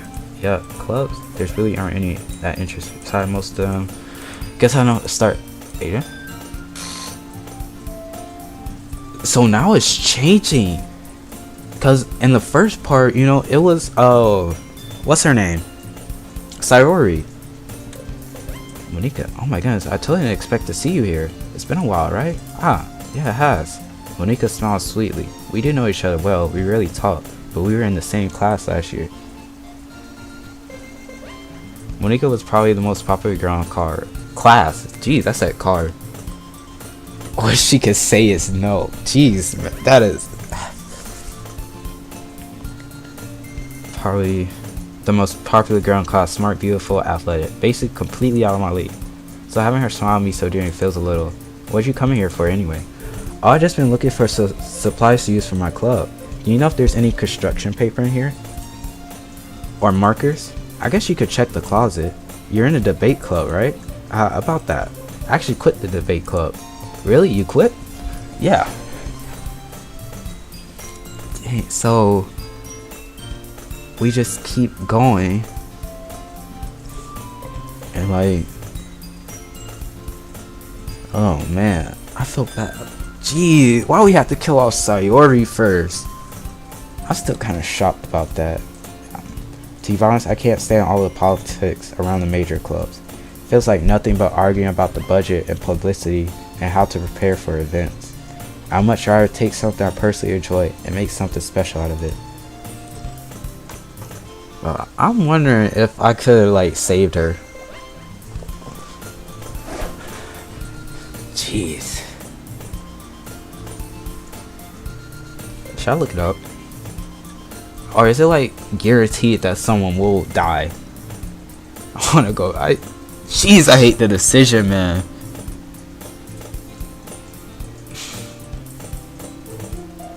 I mean, I knew it was gonna happen, but like, I feel like if I chose the other thing. In that case, what club did you just... Actually, I'm starting a new one. A literature. Yo. Literature. That sounds kind of dull. How many members do you have so far? It's kind of embarrassing, but there are only 3 of us so far. It's really hard to find new members for something that sounds so boring. Well, I can see that.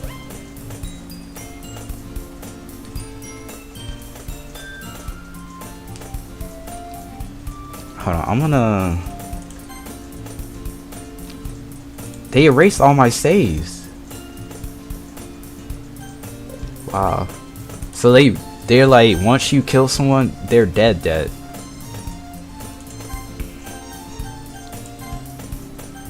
I wanna go back to... Yeah, to the menu.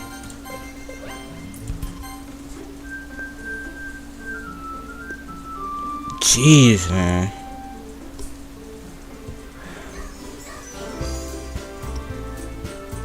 I'm still in shock by just like and how the game is. Like, looking at the glitch, like you can just kind of make out.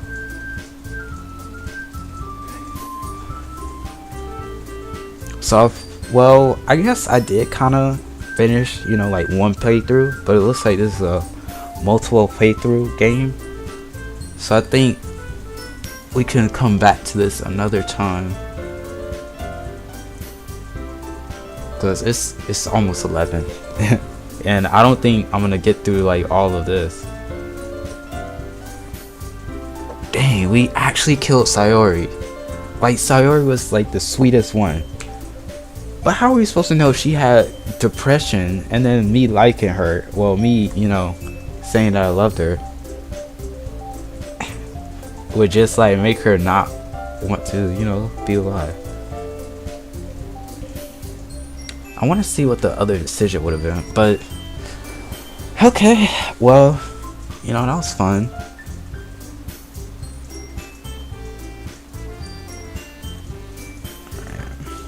Yeah, but I think I'm gonna end it here.